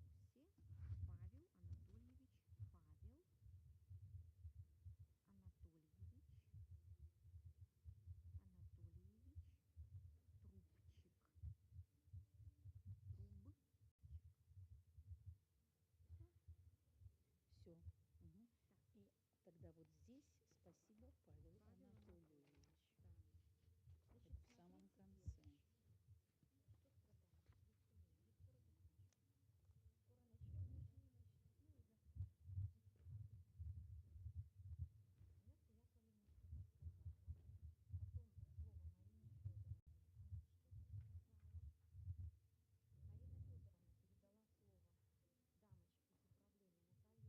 И потом... Давайте так, как только у меня написано, я говорю спасибо, Наталья Владимировна, и вы цветы.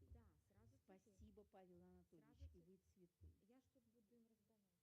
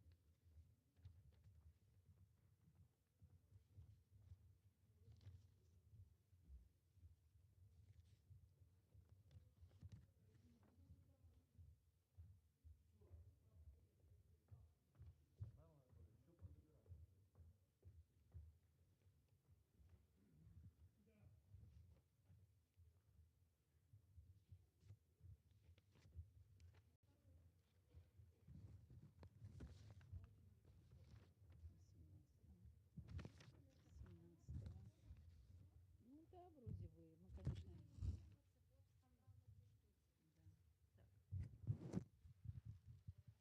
Так.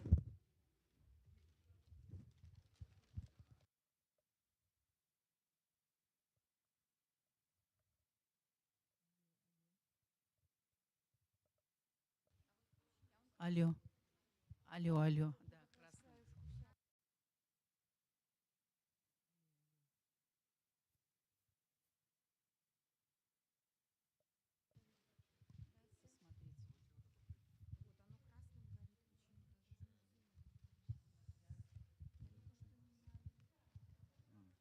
Посмотрите.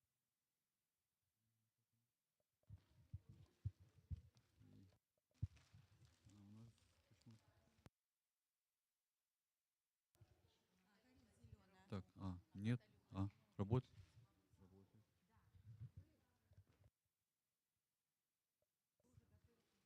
Все нормально. Работает? Все, Инесса, давайте пусть он работает, горит все время. Да, и все время, да, в таком виде. Хорошо. Раз.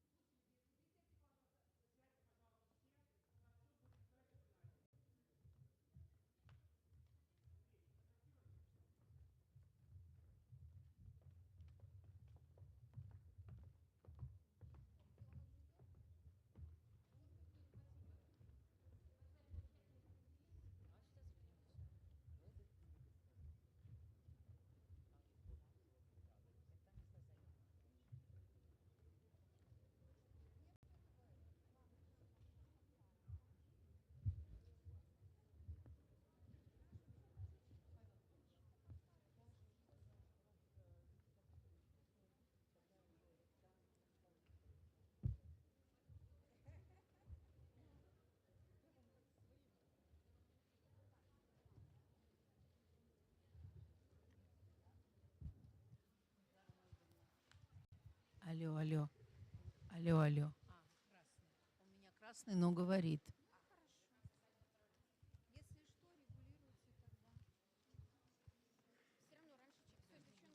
Так должен. Раз, раз.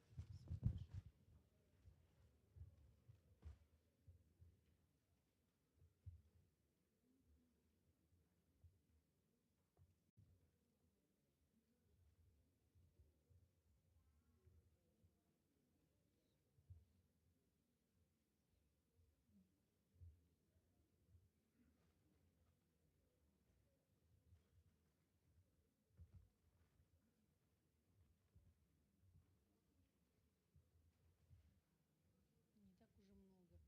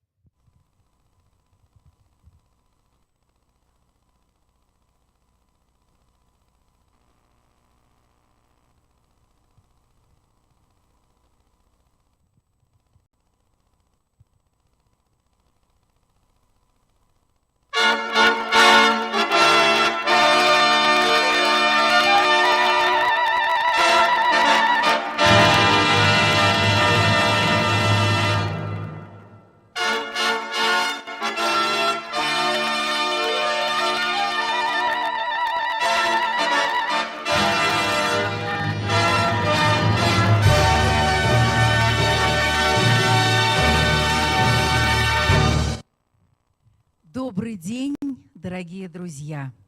Начинаем церемонию награждения победителей 18-й международной молодежной научно-практической конференции «Великая Отечественная война 1941-1945 годов в исторической памяти народа». Слово предоставляется директору Государственного учреждения образования «Гимназия номер 174» города Минска, ответственному секретарю Организационного комитета конференции Марине Федоровне Войтенковой.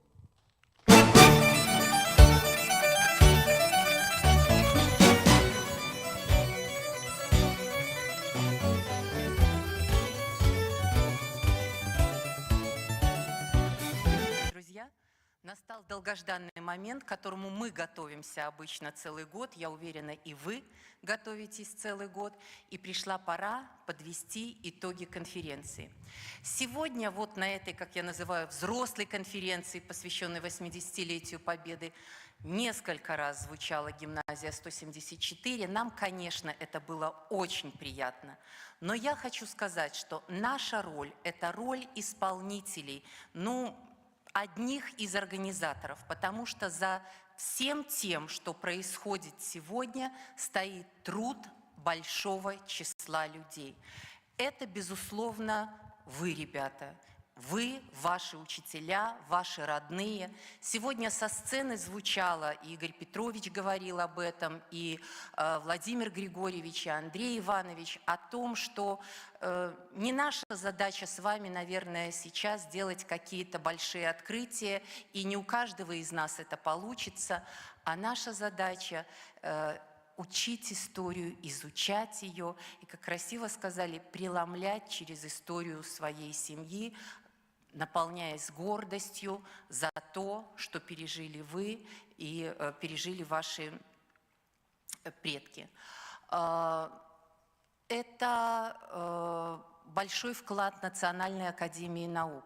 Мы вот сегодня говорили о том, что 18 лет конференции и 18 лет вместе. Мы с поддержкой Национальной академии наук, с поддержкой Белорусского государственного педагогического университета. И, конечно, я уверена, что для вас, для нас это огромная честь получить награду вот в этом большом зале президиума, да вообще попасть в Академию наук, попасть в большой зал президиума, да еще и получить награды из рук таких уважаемых деятелей науки. То есть сегодня действительно для нас знаковое событие и большой праздник. И мы благодарны еще Академии наук за то, что вот этот праздник окружили каким-то теплом и заботой, подумав о том, как ребята проведут вот это время обеда. Ну и я не могу сказать слова благодарности органам управления образования, потому что то, что организовано Комитетом по образованию Мингорисполкома. Мы, когда работали, делали рассылки, мы выходили на связь с управлениями по образованию всех регионов, подключались руководители, уточняли какие-то организационные вопросы. Поэтому, конечно, мы звучим, но звучим благодаря вашему труду и благодаря вот тому сотрудничеству со многими организациями, которое за много лет у нас установилось. Чем мы готовы похвастаться сегодня, мы с вами, в год 80-летия Победы? Мы получили 363 заявки. Более половины, 192 заявки, вышли во второй этап. И вы во втором этапе участвовали в онлайн-защите. Онлайн-защита была предусмотрена как раз-таки для того, чтобы церемонию награждения провести вот так вот, торжественно, грандиозно. И вот вы финалисты. Вы финалисты, вы уже даже знаете, у кого какие дипломы. И сегодня здесь 124 победителя конференции. Мы готовы всех вас отметить. Мы готовы пожелать вам удачи в дальнейшем труде и изучении этого вопроса. Ну и мы готовы нашу конференцию начать. Безусловно, у нас сегодня очень высокие гости, но я начинаю сейчас с тех людей, которые вот как бы непосредственно работали с учителями, и я передаю слово представителю образования, Управления по образованию администрации Московского района города Минска. Это ваша коллега, учитель истории, а одновременно начальник отдела дошкольного, общего, среднего и специального образования Кузьменко Наталья Владимировна.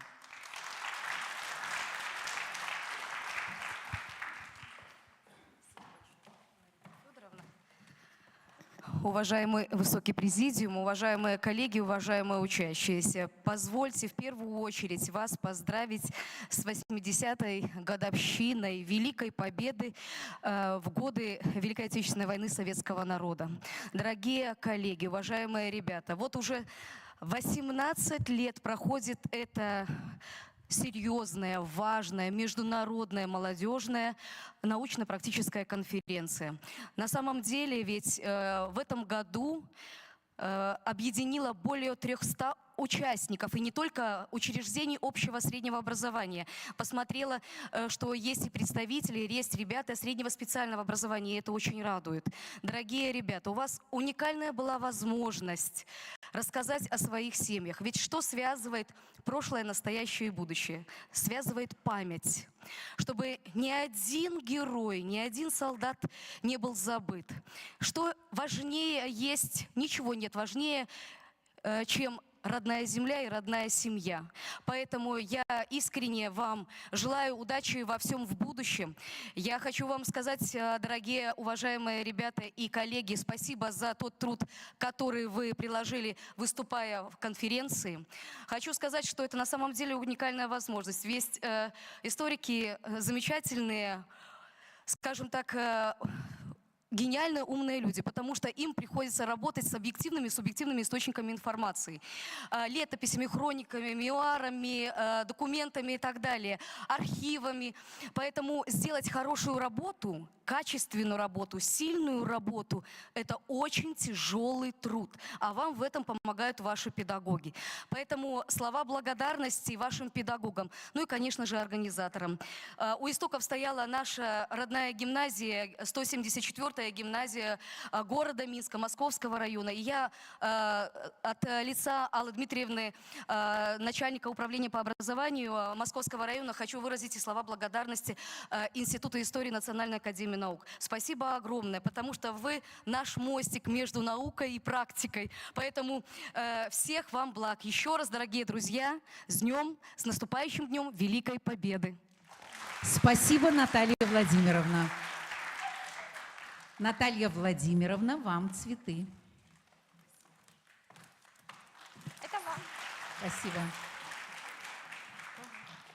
Для вручения учителям благодарностей Государственного научного учреждения Институт истории Национальной академии наук Беларуси за многолетнее результативное участие в международной молодежной научно-практической конференции «Великая Отечественная война 1941-1945 годов исторической памяти народа», системную организацию плодотворной, поисковой и исследовательской деятельности учащихся, направленной на формирование у подрастающего поколения исторического мировоззрения, а также патриотическое воспитание молодежи, приглашается директор Института истории Национальной академии наук Беларуси Вадим Леонидович Лакиза.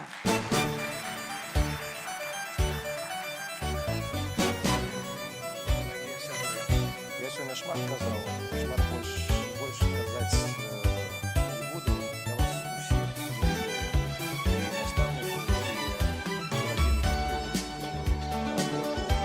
что ваше оставалось, ваши дети, стали самыми первыми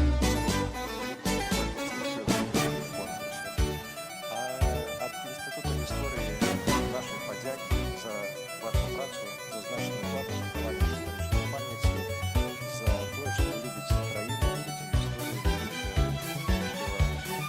свою страну. Всего самого доброго.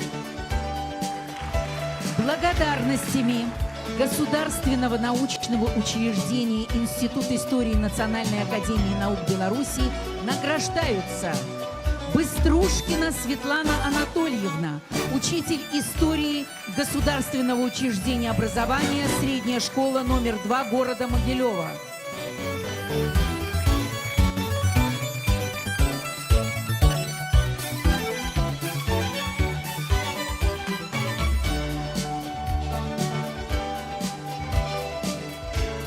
Капанева Валентина Михайловна, учитель истории Государственного учреждения образования, гимназия номер 15 города Минска.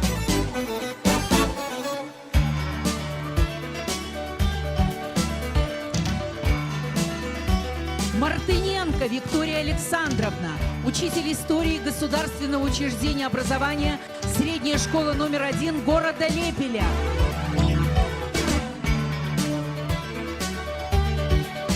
Рогачук Наталья Васильевна, учитель истории Государственного учреждения образования, средняя школа номер 1 города Кобрина.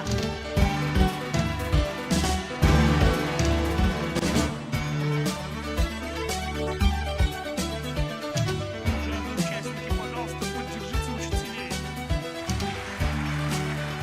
Активно несет ваш успех. Соловьев Ян Олегович, учитель истории Государственного учреждения образования.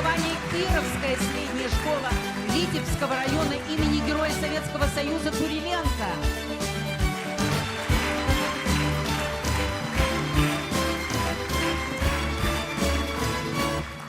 Чернецкая Элина Владимировна, учитель истории государственного учреждения образования, лицей города Жабинки.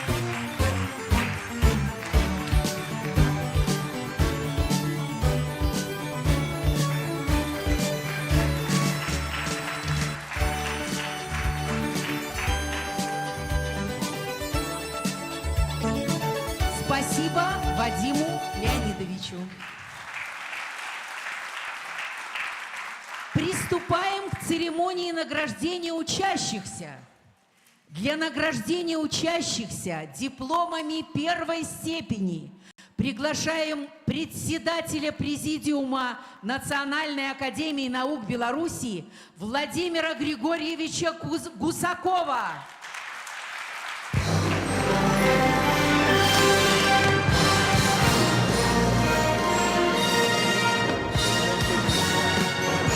Я также хочу еще раз поздравить вас с великим праздником, Днем Великой Победы, 9 мая, 80-летием победы нашего народа, советского народа, белорусского народа в Великой Отечественной войне.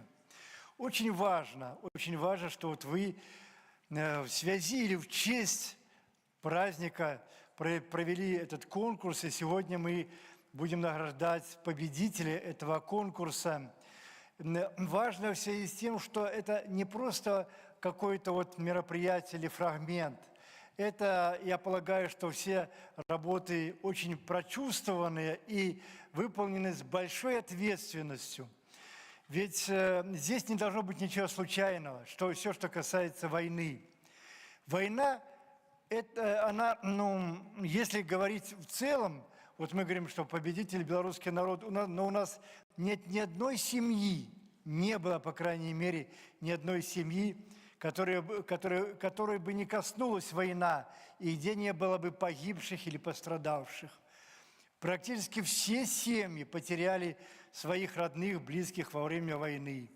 У кого-то не пришел с войны отец, брат, дедушка и другие родственники. Думаю, что и у ваших семьях, но если по большому счету широко посмотреть, то тоже есть погибшие, пострадавшие и люди, которые во многом вот ощутившие на себя все ужасы войны. Поэтому это наш праздник. Здесь правильно было сказано, вот и директор, сейчас депутат нашего национального собрания Данилович Вячеслав Викторович говорил об этом очень ярко в своем приветственном слове, что мы народ-победитель, и мы поколение победителей. И вы себя можете ощущать и чувствовать как поколение победителей. Новое поколение, уже может быть там второе или третье поколение, но это гордость, вы должны за это ощущать гордость, что мы народ-победитель. Это, понимаете, я вот сказал о том, что ни одной семьи не осталось, которая бы не ощутила ужасов войны и не имела бы пострадавших. Вот один яркий пример. В Жодино, я об этом говорил вот совсем недавно, в Жодино есть монумент. Мать, это семья Куприяновых, отправила 5 сыновей на фронт, и ни один не вернулся. Вы представляете, сколько после этого, об этом вот сегодня тоже говорилось о том, сколько не родилось детей в этой связи. Вот у нас сейчас 9 с лишним миллионов человек, 9,5, а могло бы быть в 2 раза больше, около 20 миллионов могло бы быть население. Вот что значит война. Но разрушено все народное хозяйство, вся экономика разрушена. А сколько еще после войны надо было отстраивать и восстанавливать и реабилитировать? Ведь после войны народное хозяйство, особенно сельское хозяйство, восстанавливали женщины и дети, а мужчины не вернулись с войны. Мы не должны это забывать. Поэтому, если мы говорим не только в целом вот белорусский народ победитель, белорусский народ участник и так далее, и больше всего пострадавший, это надо прочувствовать через каждую семью, через каждого человека. Еще раз подчеркиваю, ни одной семьи не было, которая бы не пострадала и не понесла ужасов войны. Это и прямые потери, это участие в партизанских отрядах, это подполье, это всякие другие формы сопротивления. Поэтому мы действительно должны гордиться тем, что мы выстояли. Если бы мы не выстояли во время войны, не было бы Беларуси, не было бы славянского и белорусского народа. Потому что целью гитлеровцев было это уничтожение славян и белорусов в том числе, и оставить только рабов оставить.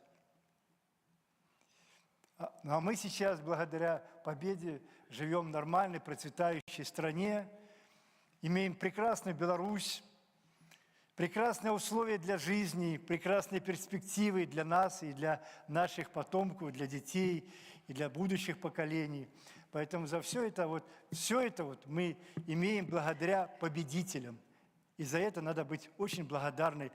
И я еще раз хочу поздравить вас с этой номинацией, участие в конкурсе, за ваши творческие работы. И неважно, какой диплом вы получили, первой степени, второй или так далее, все вы достойны наград. Поэтому я хочу всем вам сказать большое спасибо. А сейчас давайте приступим к церемонии награждения. За глубокие знания по истории Отечества, проявленное в ходе 18-й международной молодежной научно-практической конференции «Великая Отечественная война 1941-1945 годов в исторической памяти народа» дипломами первой степени конференции награждаются Ананьева Мария Владимировна, Государственное учреждение образования, гимназия номер 174 города Минска.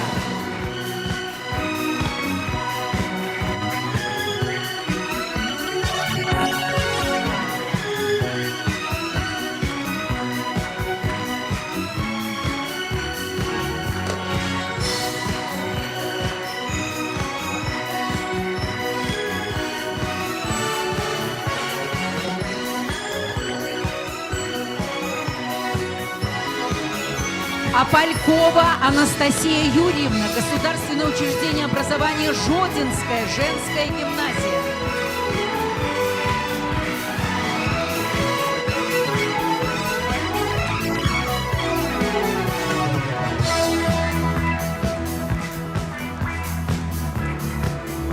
Бурблис Ксения Владиславовна, Государственное учреждение образования средняя школа номер 39 имени Лебедева, город Гродно.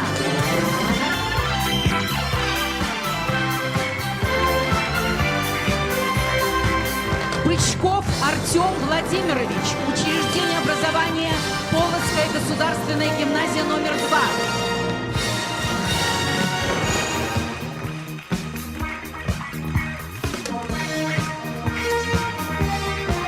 Гончаревич Максим Сергеевич, Государственное учреждение образования Карнатская базовая школа.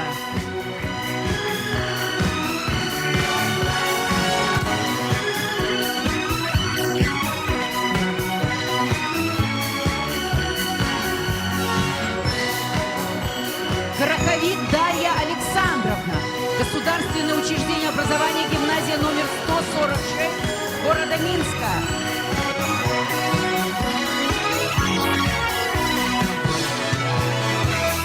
Гудова Злата Константиновна, Государственное учреждение образования Кировская средняя школа.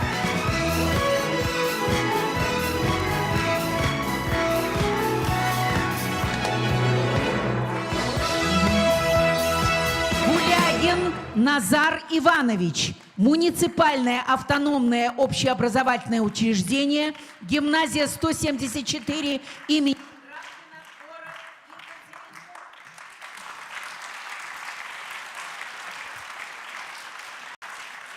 Жук Валерия Владимировна, Государственное учреждение образования средняя школа номер 39 имени Лебедева, город Гродно.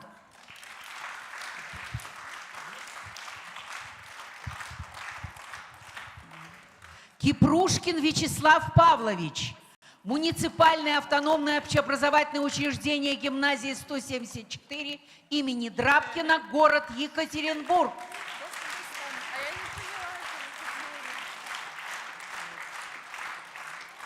Кацур Иван Дмитриевич, государственное учреждение образования средняя школа 154 города Минска.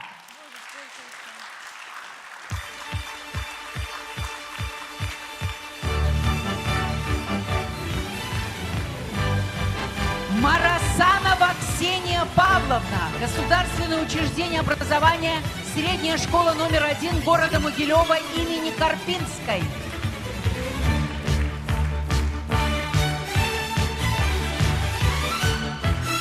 Матюк Григорий Витальевич, государственное учреждение образования гимназия 192 города Минска.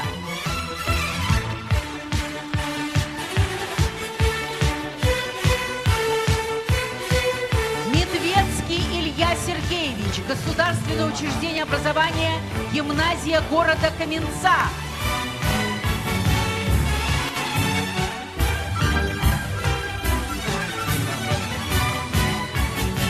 Мясникова Дарина Сергеевна, государственное учреждение образования средняя школа номер 177 города Минска.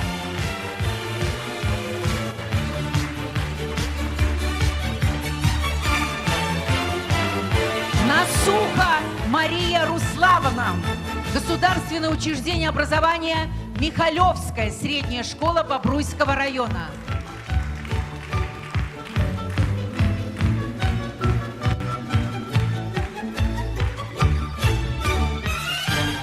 Недокунева Дарья Андреевна, государственное учреждение образования средняя школа номер 18 имени Ефросинии Полоцкой, города Полоцка.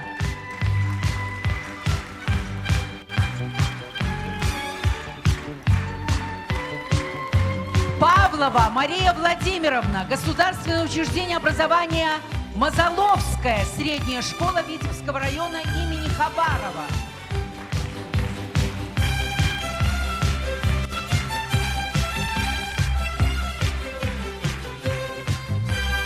Рубекина Александра Павловна, государственное учреждение образования средняя школа номер 2 города Могилева.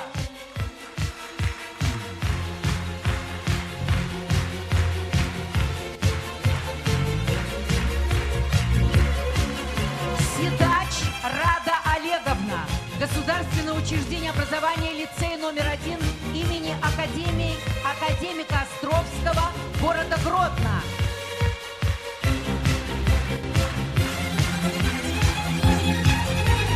Симонова Полина Павловна, государственное учреждение образования средняя школа номер 53 города Минска имени дважды Героя Советского Союза Беды.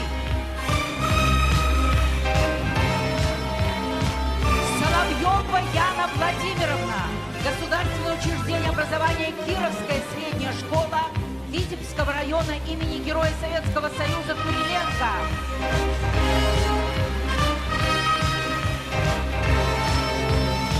Шруб Елизавета Александровна, государственное учреждение образования средняя школа номер 154 города Минска.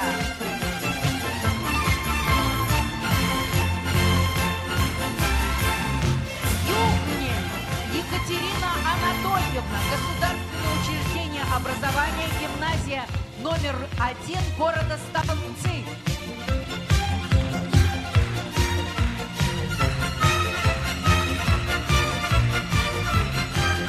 Спасибо, Владимир Григорьевич. Уважаемые коллеги, давайте мы поздравим победителей с дипломом первой степени. Пожелаем успехов, творческих успехов, всего самого доброго. И я полагаю, что это хорошие задатки заниматься наукой. Поэтому я думаю, что хорошее будущее будет, если вы придете в Академию наук и займетесь настоящей такой серьезной научно-исследовательской работой. Давайте пожелаем успехов. Ну и сейчас есть возможность фотографировать всех победителей, которые получили диплом первой степени.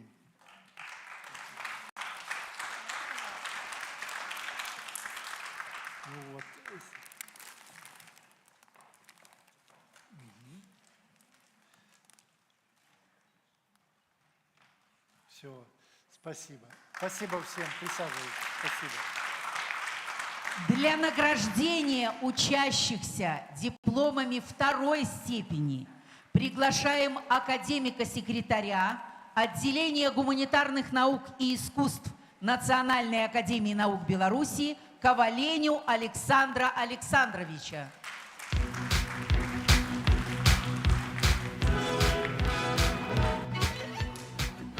Шановные сябры, поважаныя наставники, наши коллеги, по-першае, хочу павіншаваць вас с перамогай.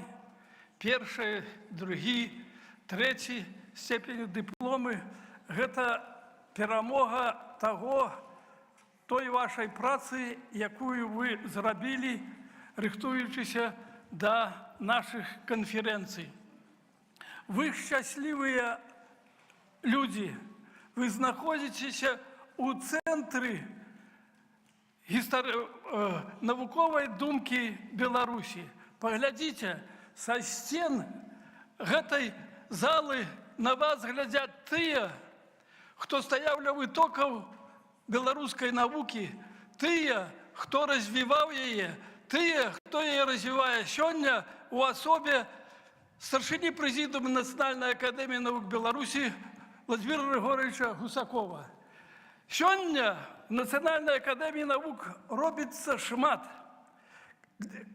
для того, каб у нас росла выдатная змена, каб эта зала была полнилася здымками, портретами тых людей, якія робяць навуку, якія імкнуцца, каб жыццё беларускага народа было шчаслівым, утульным, бездакорным, каб у нас ніколі новыя пакаленні не гаварылі аб вайне, каб у гэтай зале і вашых школах заўсёды гучалі песні шчасця і была радасць.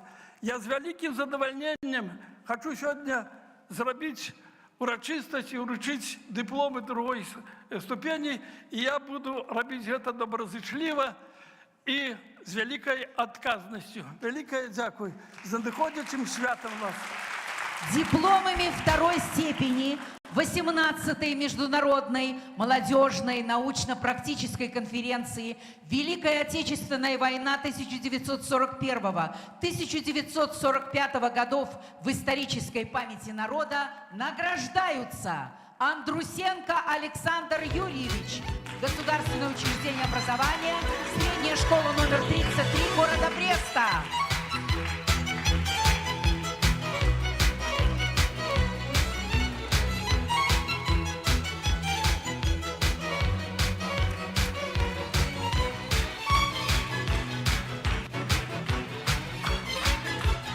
Баран Александра Александровна, Государственное учреждение образования, Подсвильская средняя школа Глубокского района имени Героя Советского Союза Козлова.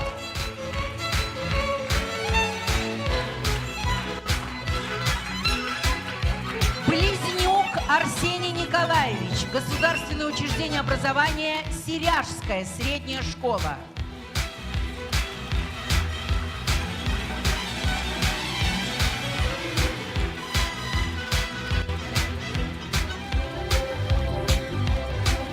Бойко Арсений Вячеславович, Государственное учреждение образования, средняя школа номер 1 города Кобрина.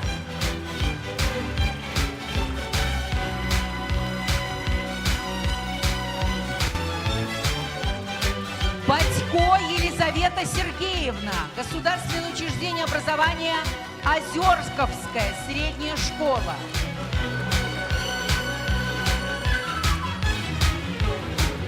Кулай Кирилл Викторович, Государственное учреждение образования, средняя школа номер 1 города Лепеля.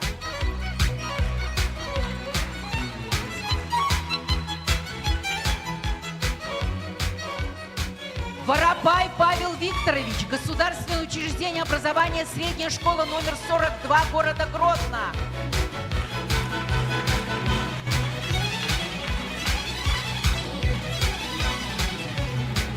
Глазков Тимур Александрович, государственное учреждение образования Сиряжская средняя школа.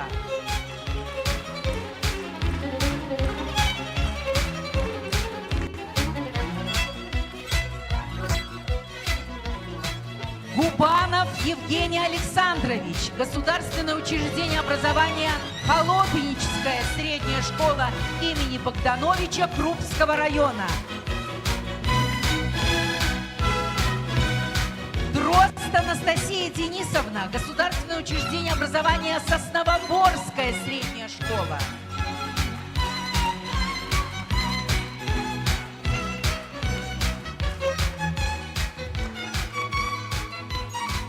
Зинькович Павел Александрович, государственное учреждение образования гимназия номер 38 города Минска имени Шугаева. Казакова и Карина Игоревна, государственное учреждение образования средняя школа номер 16 города Орши.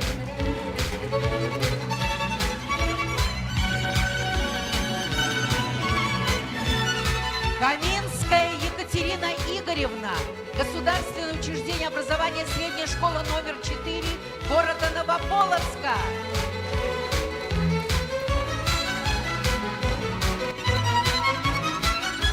Евгения Диана Александровна, государственное учреждение образования средняя школа номер 28 города Минска.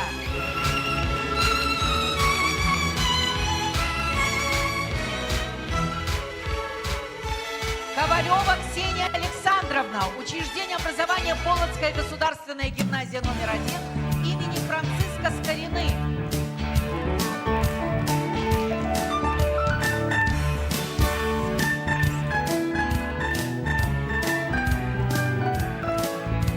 Ковганько Ксения Сергеевна, государственное учреждение образования средняя школа номер 33 города Бреста.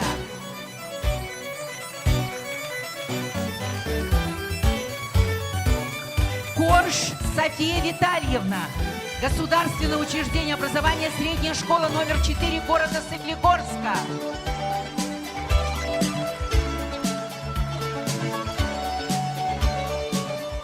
Кротова Ксения Васильевна, государственное учреждение образования средняя школа номер 2 города Речицы.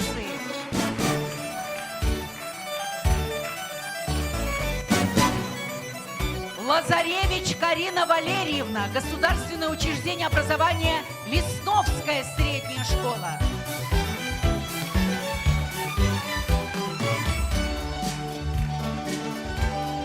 Лисовский Ян Витальевич, государственное учреждение образования гимназия города Сморгонии.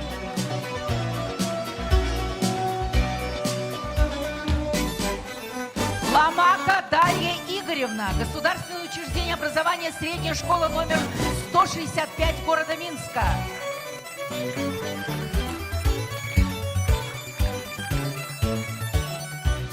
Макаревич Анна Александровна, учреждение образования Полоцкая государственная гимназия номер 2.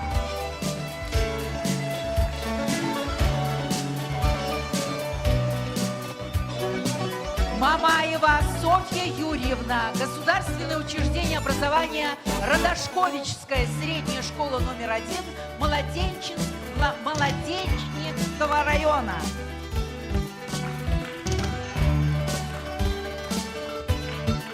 Мартинкевич Артемий Борисович, государственное учреждение образования Полвежская базовая школа имени Томашевича Лепельского района.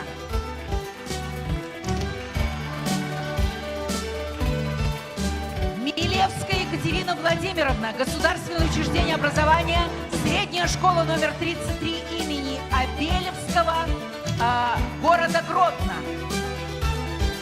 Милевского, прошу прощения. Михайлова Ульяна Вадимовна, государственное учреждение образования гимназии номер 1 имени Синичкина города Слонима.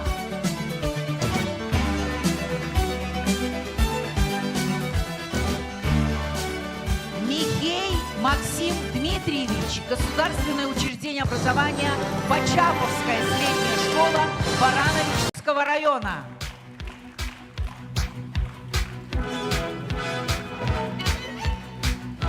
Мурутков Захар Константинович. Учреждение образования Полоцкая государственная гимназия номер 1 имени Франциска Скорины.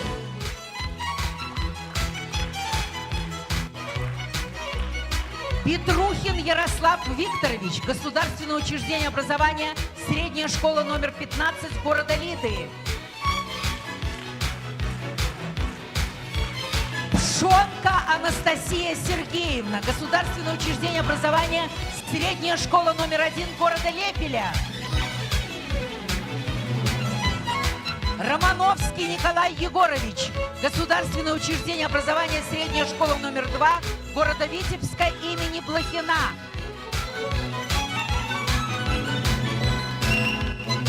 Скрипкин Роман Евгеньевич. Государственное учреждение образования средняя школа номер 4 города Новополоцка.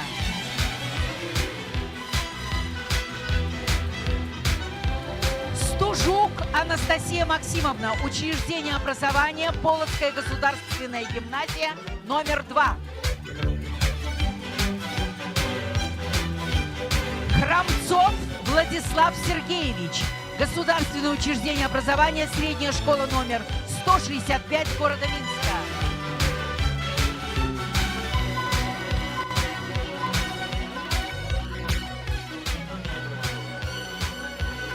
Храновская Полина Александровна. Государственное учреждение образования Винзаветская средняя школа Дятловского района Гродненской области.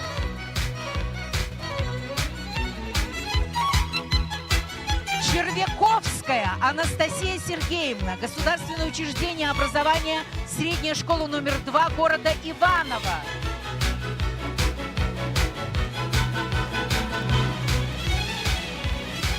Чигирь Милана Сергеевна. Государственное учреждение образования средняя школа номер 1 города Лиды.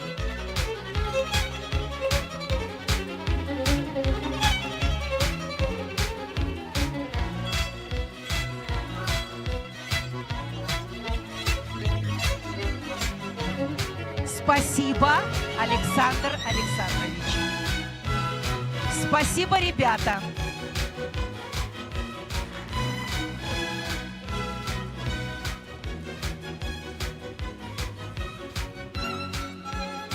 Фотографии на память.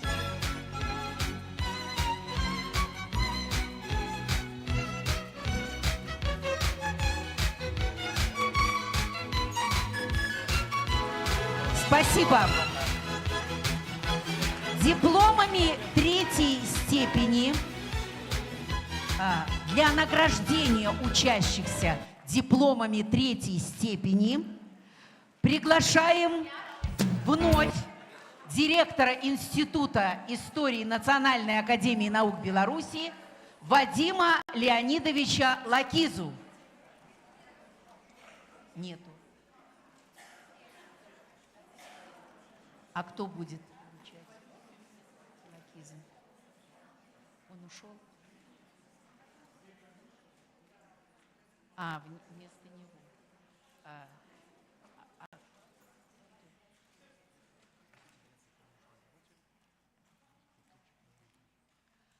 Заместитель директора по научной работе Павел Ильич Трубчик. Спасибо.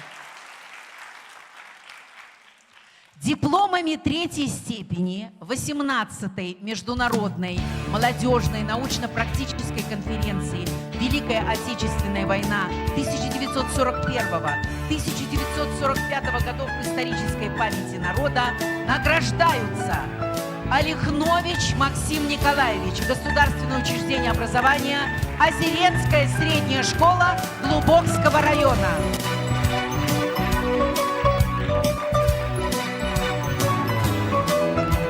Анисеня Дмитрий Александрович, Государственное учреждение образования Порозовская средняя школа.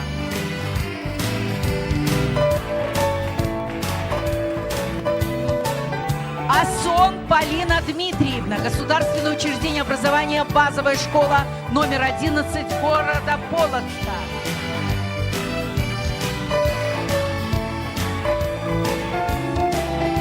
Белоокая Яна Владимировна, Государственное государственное учреждение образования, средняя школа номер 1 города Липецк.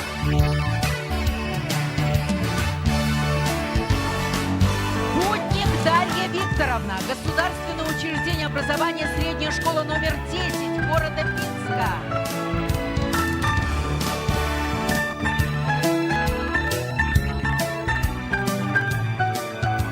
Бутакова София Евгеньевна, государственное учреждение образования, Лукская средняя школа Кобринского района.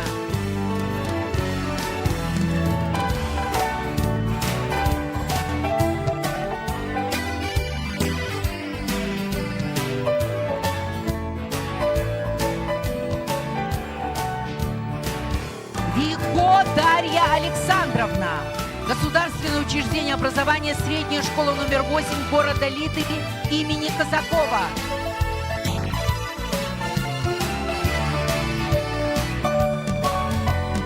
Войтиховский Егор Дмитриевич, государственное учреждение образования, Малопереставецкая средняя школа.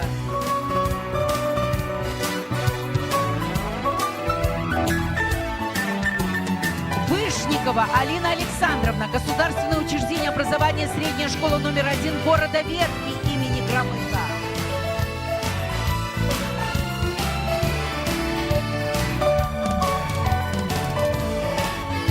Безович Владислав Максимович, государственное учреждение образования, средняя школа номер 209 города Минска имени Зои Господемьянской.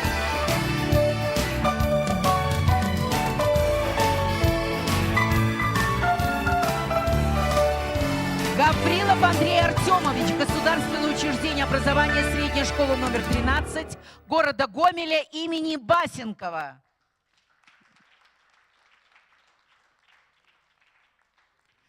Гаврилович Савелий Евгеньевич, государственное учреждение образования, гимназия номер 174 города Минска.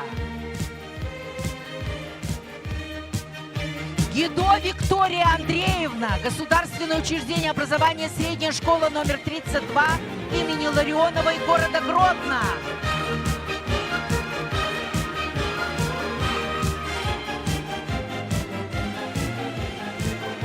Ермаковский Тихон Александрович, учреждение образования Гродненский государственный колледж отраслевых технологий.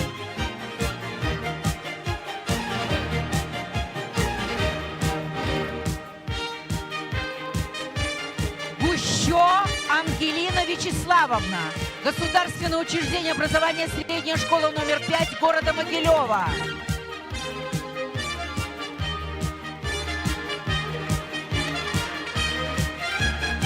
Давыдов Денис Юрьевич, государственное учреждение образования, средняя школа номер 19 города Могилева имени Сапонова.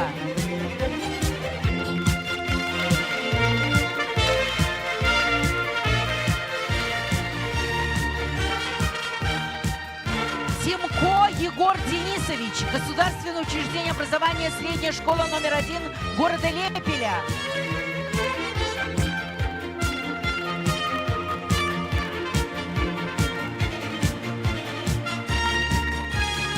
Зиброва Анастасия Александровна, государственное учреждение образования, Лукская средняя школа Коблинского района.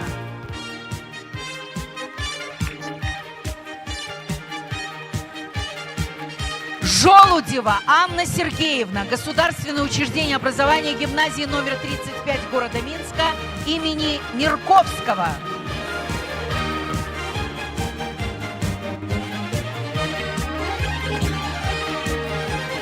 Иванчик Анастасия Вячеславовна, государственное учреждение образования, Куриловичская средняя школа.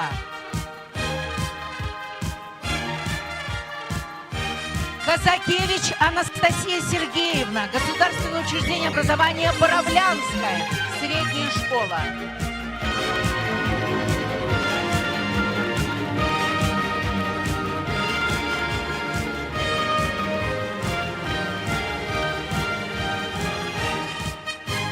Кондрашевич Ирина Игоревна, государственное учреждение образования, средняя школа номер 46 города Минска.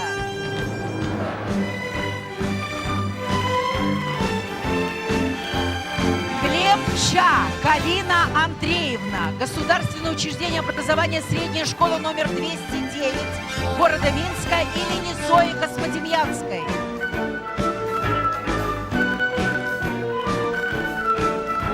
Климук Илья Викторович, Государственное учреждение образования, лицей города Жабинки.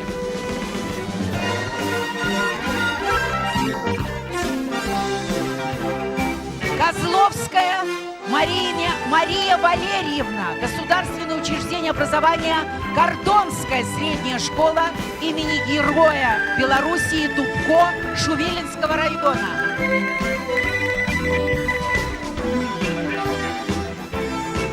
Корженко Валерия Денисовна, учреждение образования Полоцкая государственная гимназия номер 2.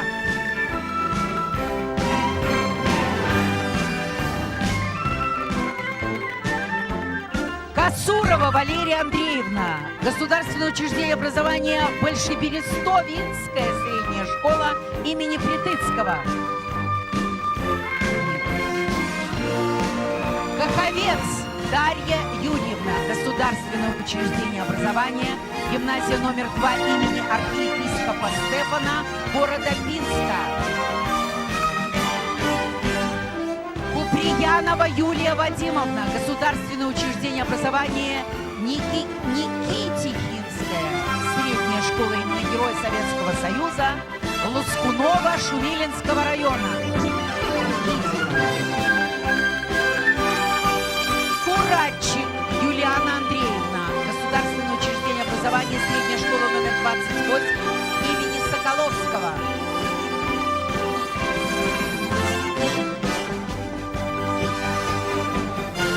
Лисик Мария Александровна, Государственное учреждение образования, Селявичская базовая школа Слонинского района.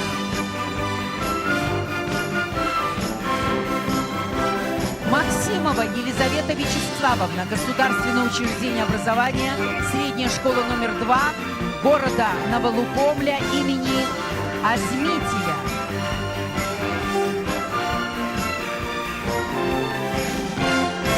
Маркевич Матвей Антонович, Государственное учреждение образования, Дворецкая средняя школа. Матуско Василиса Максимовна, Государственное учреждение образования, Уваровичская средняя школа Будокошелевского района.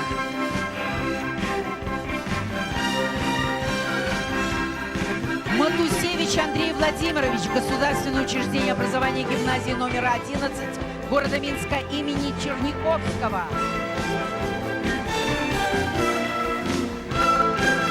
Матвиеня Кира Дмитриевна, Государственное учреждение образования, гимназии номер 35 города Минска имени Мерковского. Микишка Светлана Владимировна, Государственное учреждение образования, Бакштовская средняя школа имени Черни.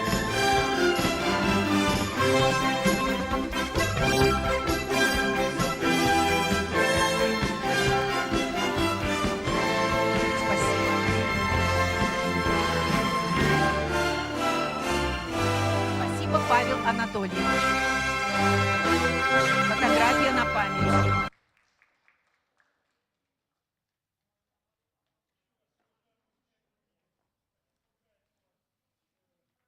Теми достижениями, которые уже на данный момент у вас есть. И, безусловно, это только начало.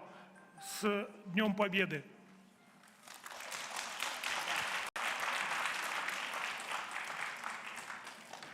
Церемония награждения продолжается. Для продолжения нашей церемонии приглашается заместитель председателя Постоянной комиссии по образованию, культуре и науке Палаты представителей Национального собрания Республики Беларусь Данилович Вячеслав Викторович. Уважаемое керівництво Национальной академии наук Беларуси, дорогие педагоги, шановные учни, Конечно, мне вельмі приемно сегодня тут присутнічаць, удзельнічаць у процессе узнагароджання пераможцаў конференции. Конечно, хочу найперш подяковать усіх вучняў тут присутніх за цікаўнасць да гісторыі, бо ніхто не адмяняў старажытную мудрасць аб тым, што народ, які не ведае сваёй гісторыі, не мае будучыні. Галоўнае, каб гэта цікаўнасць вас не пакідала праз усё жыццё, каб вы памяталі сваіх родных і блізкіх, што з імі адбывалася ў гады Вялікай Айчыннай вайны, якія трагедыі і якія гераічныя учынкі яны здзейснілі. Я хочу выказаць шчырыя словы удзячнасці педагогам. Вы не просто дзеліцеся з нашым будучым маладым пакаленнем ведамі, вы выхоўваеце будучых грамадзян Рэспублікі Беларусь. Нізкі паклон вам за гэту святую справу. Я таксама хацеў бы выказаць шчырыя словы ўдзячнасці кіраўніцтву гімназіі нумар 174, асабіста Вайцянковай Маріне Фёдоровне, якая 18 гадоў арганізоўвае в гэтай выдатнай такі навуковай і адначасова педагагічнай форум. Шчыры дзякуй. Таксама хацелось бы падзякаваць Інстытут гісторыі Нацыянальнай акадэміі навук Беларусі за падтрымку гэтай святой справы, падзякаваць таксама кіраўніцтва Нацыянальнай акадэміі навук Беларусі, асабіста старшыню прэзідыума Владимира Григорьевича Гусакова, старшыню акадэміка сакратара аддзялення гуманітарных навук і мастацтваў Александра Александровича Кавалене, які, дарэчы, стаяў у вытокаў гэта таксама форума. І тое, што сёння мы тут сустракаемся, гэта вялікая заслуга і названых, згаданых тут сёння вучоных. Шчыры дзякуй усім. І, канешне же, хочу павіншаваць усіх нас з надыходзячым 80-годдзям вялікай перамогі савецкага народа у Вялікай Айчыннай вайне, пажадаць нам всім моцнага здароўя і новых творчых здзяйсненняў на карысць нашай любай Беларусі. Со святом вас! Дипломами третьей степени 18-й международной молодежной научно-практической конференции «Великая Отечественная война 1941-1945 годов в исторической памяти народа» награждаются Наливко Маргарита Александровна, Государственное учреждение образования, гимназия номер 3 города Бреста имени Веремиюк.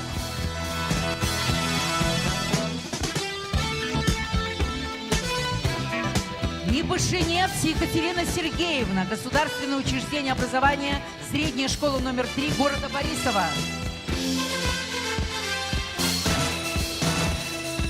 Нестеров Мирослав Игоревич, Государственное учреждение образования, средняя школа номер 120 города Минска имени Пролетарской Московско-Минской дивизии.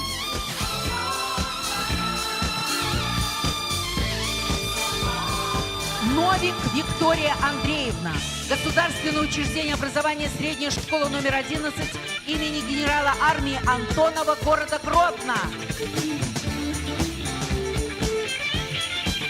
Новикова Полина Сергеевна, Государственное учреждение образования, Горбовичская средняя школа.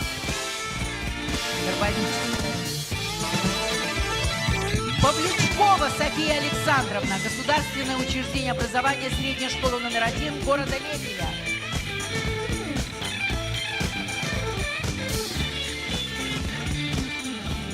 Панасик Александра Игоревна, Государственное учреждение образования, гимназия номер 2 имени Болдина города Гродно.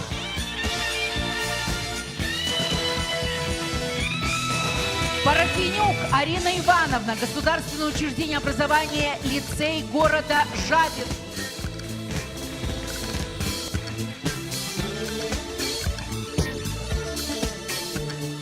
Полоник Елена Станиславовна, Государственное учреждение образования, Ложницкая гимназия Борисовского района. Ракович Артем Леонидович, Государственное учреждение образования, средняя школа номер 27 имени Юртова города Гродно.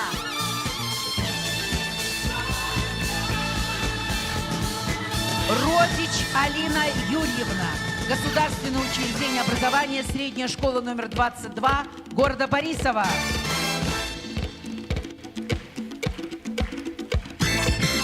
Рамук Яна Андреевна, Государственное учреждение образования, средняя школа номер 1 города Лиды.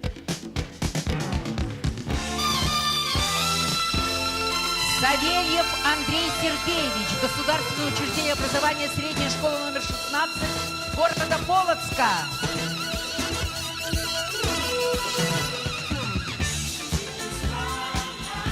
Сивец Альбина Андреевна, Государственное учреждение образования, средняя школа номер 162 города Минска.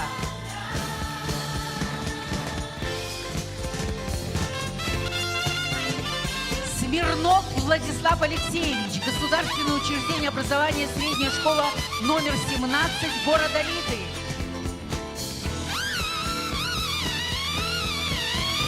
Ставчикова Анастасия Александровна, Государственное учреждение образования, средняя школа номер 1 города Шклова.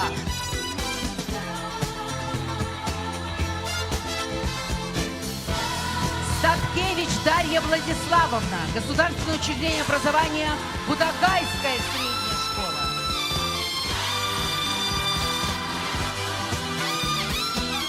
Сударькова Анна Владимировна, Государственное учреждение образования, Гостеловичская средняя школа Логойского района.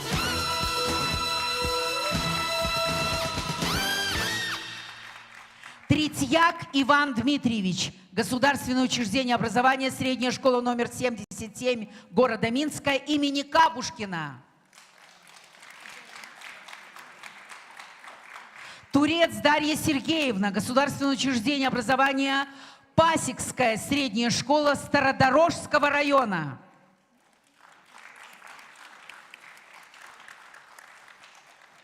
Филева Анна Александровна, Государственное учреждение образования, средняя школа номер 24 города Гомеля.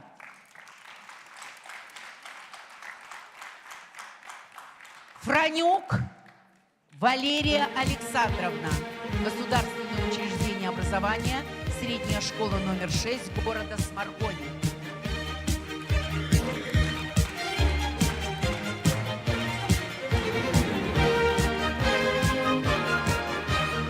Цыхович Ксения Геннадьевна, Государственное учреждение образования, Ваверская средняя школа Лидского района.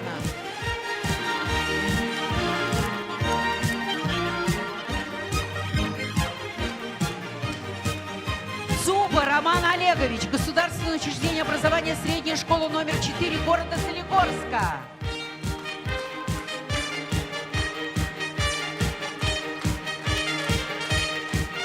Цумарев Максим Петрович, Государственное учреждение образования, Техтинская средняя школа Белыничского района. Белыничского района.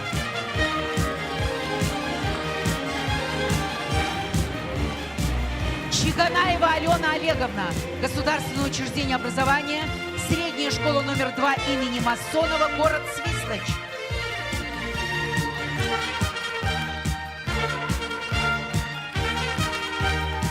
Шапо Матвей Александрович, Государственное учреждение образования, гимназия номер 15 города Минска.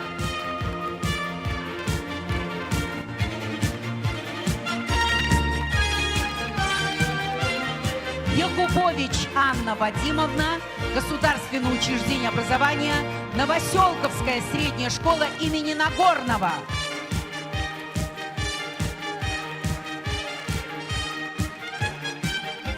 Спасибо, Вячеслав Викторович. Фото на память.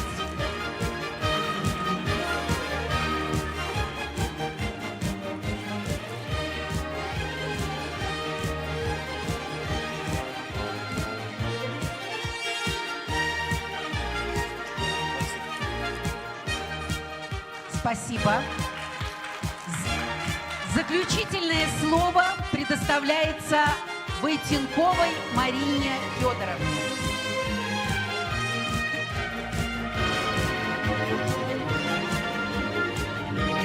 Ну вот, дорогие друзья, долгожданные награды получены. И я в первую очередь хотела поблагодарить вас за терпение, за культуру и за уровень интеллигентности, который вы проявили, будучи приглашенными вот сюда, в этот зал. Не все мы видели, выдерживали это, но вы провели это время достойно. с пользой, потому что, возвратясь сейчас в свои учреждения, в свои дома, вам есть что рассказать. Когда-то, это было, может быть, лет 8-10 назад, вот так же, заканчивая конференцию, мы с вами прощались и думали, будет следующая конференция, в каком виде это все будет, продолжится ли она, есть ли в ней необходимость. Вот вы знаете, прошло уже с тех пор, как вот я веду эту конференцию, 13 лет, и сегодня, наверное, абсолютно без сомнения, хотя и предыдущие годы я говорила, мы заканчиваем эту конференцию и начинаем подготовку к следующей.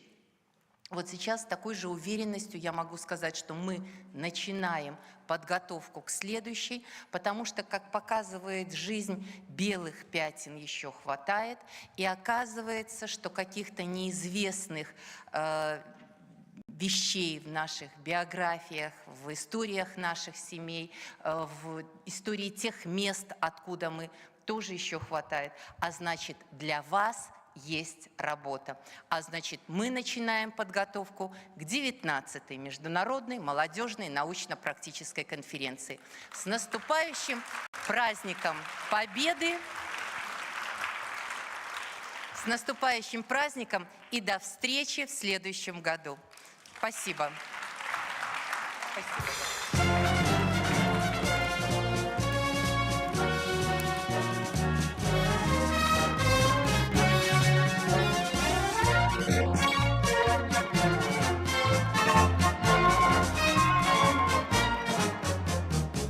День Победы, как он был от нас далек, как в костре потухшем таял горох.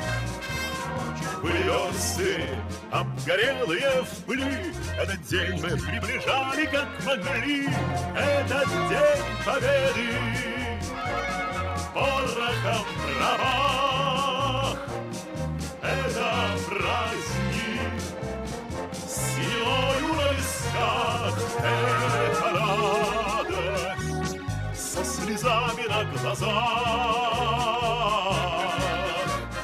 День Победы, День Победы, День Победы.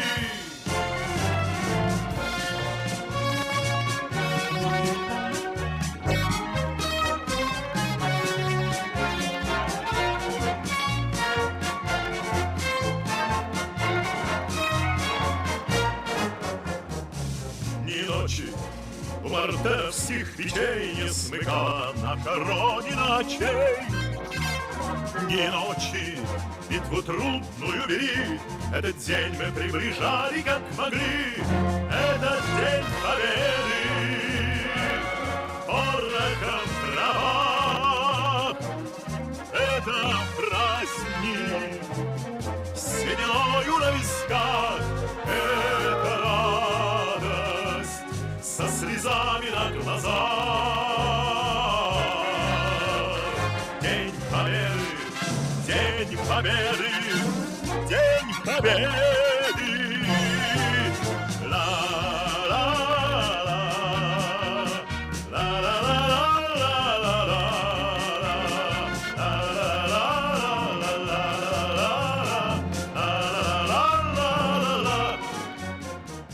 Здравствуй, мама, возвратились мы не все, босиком бы пробежаться по росе. Пол Европы прошагали, пол земли, этот день мы приближали, как могли. Этот день Победы порохом правах. Это праздник с сединою на висках. Это радость со слезами на глазах. День Победы, День Победы, День Победы. Это День Победы порохом правах. Это праздник с сединою на висках.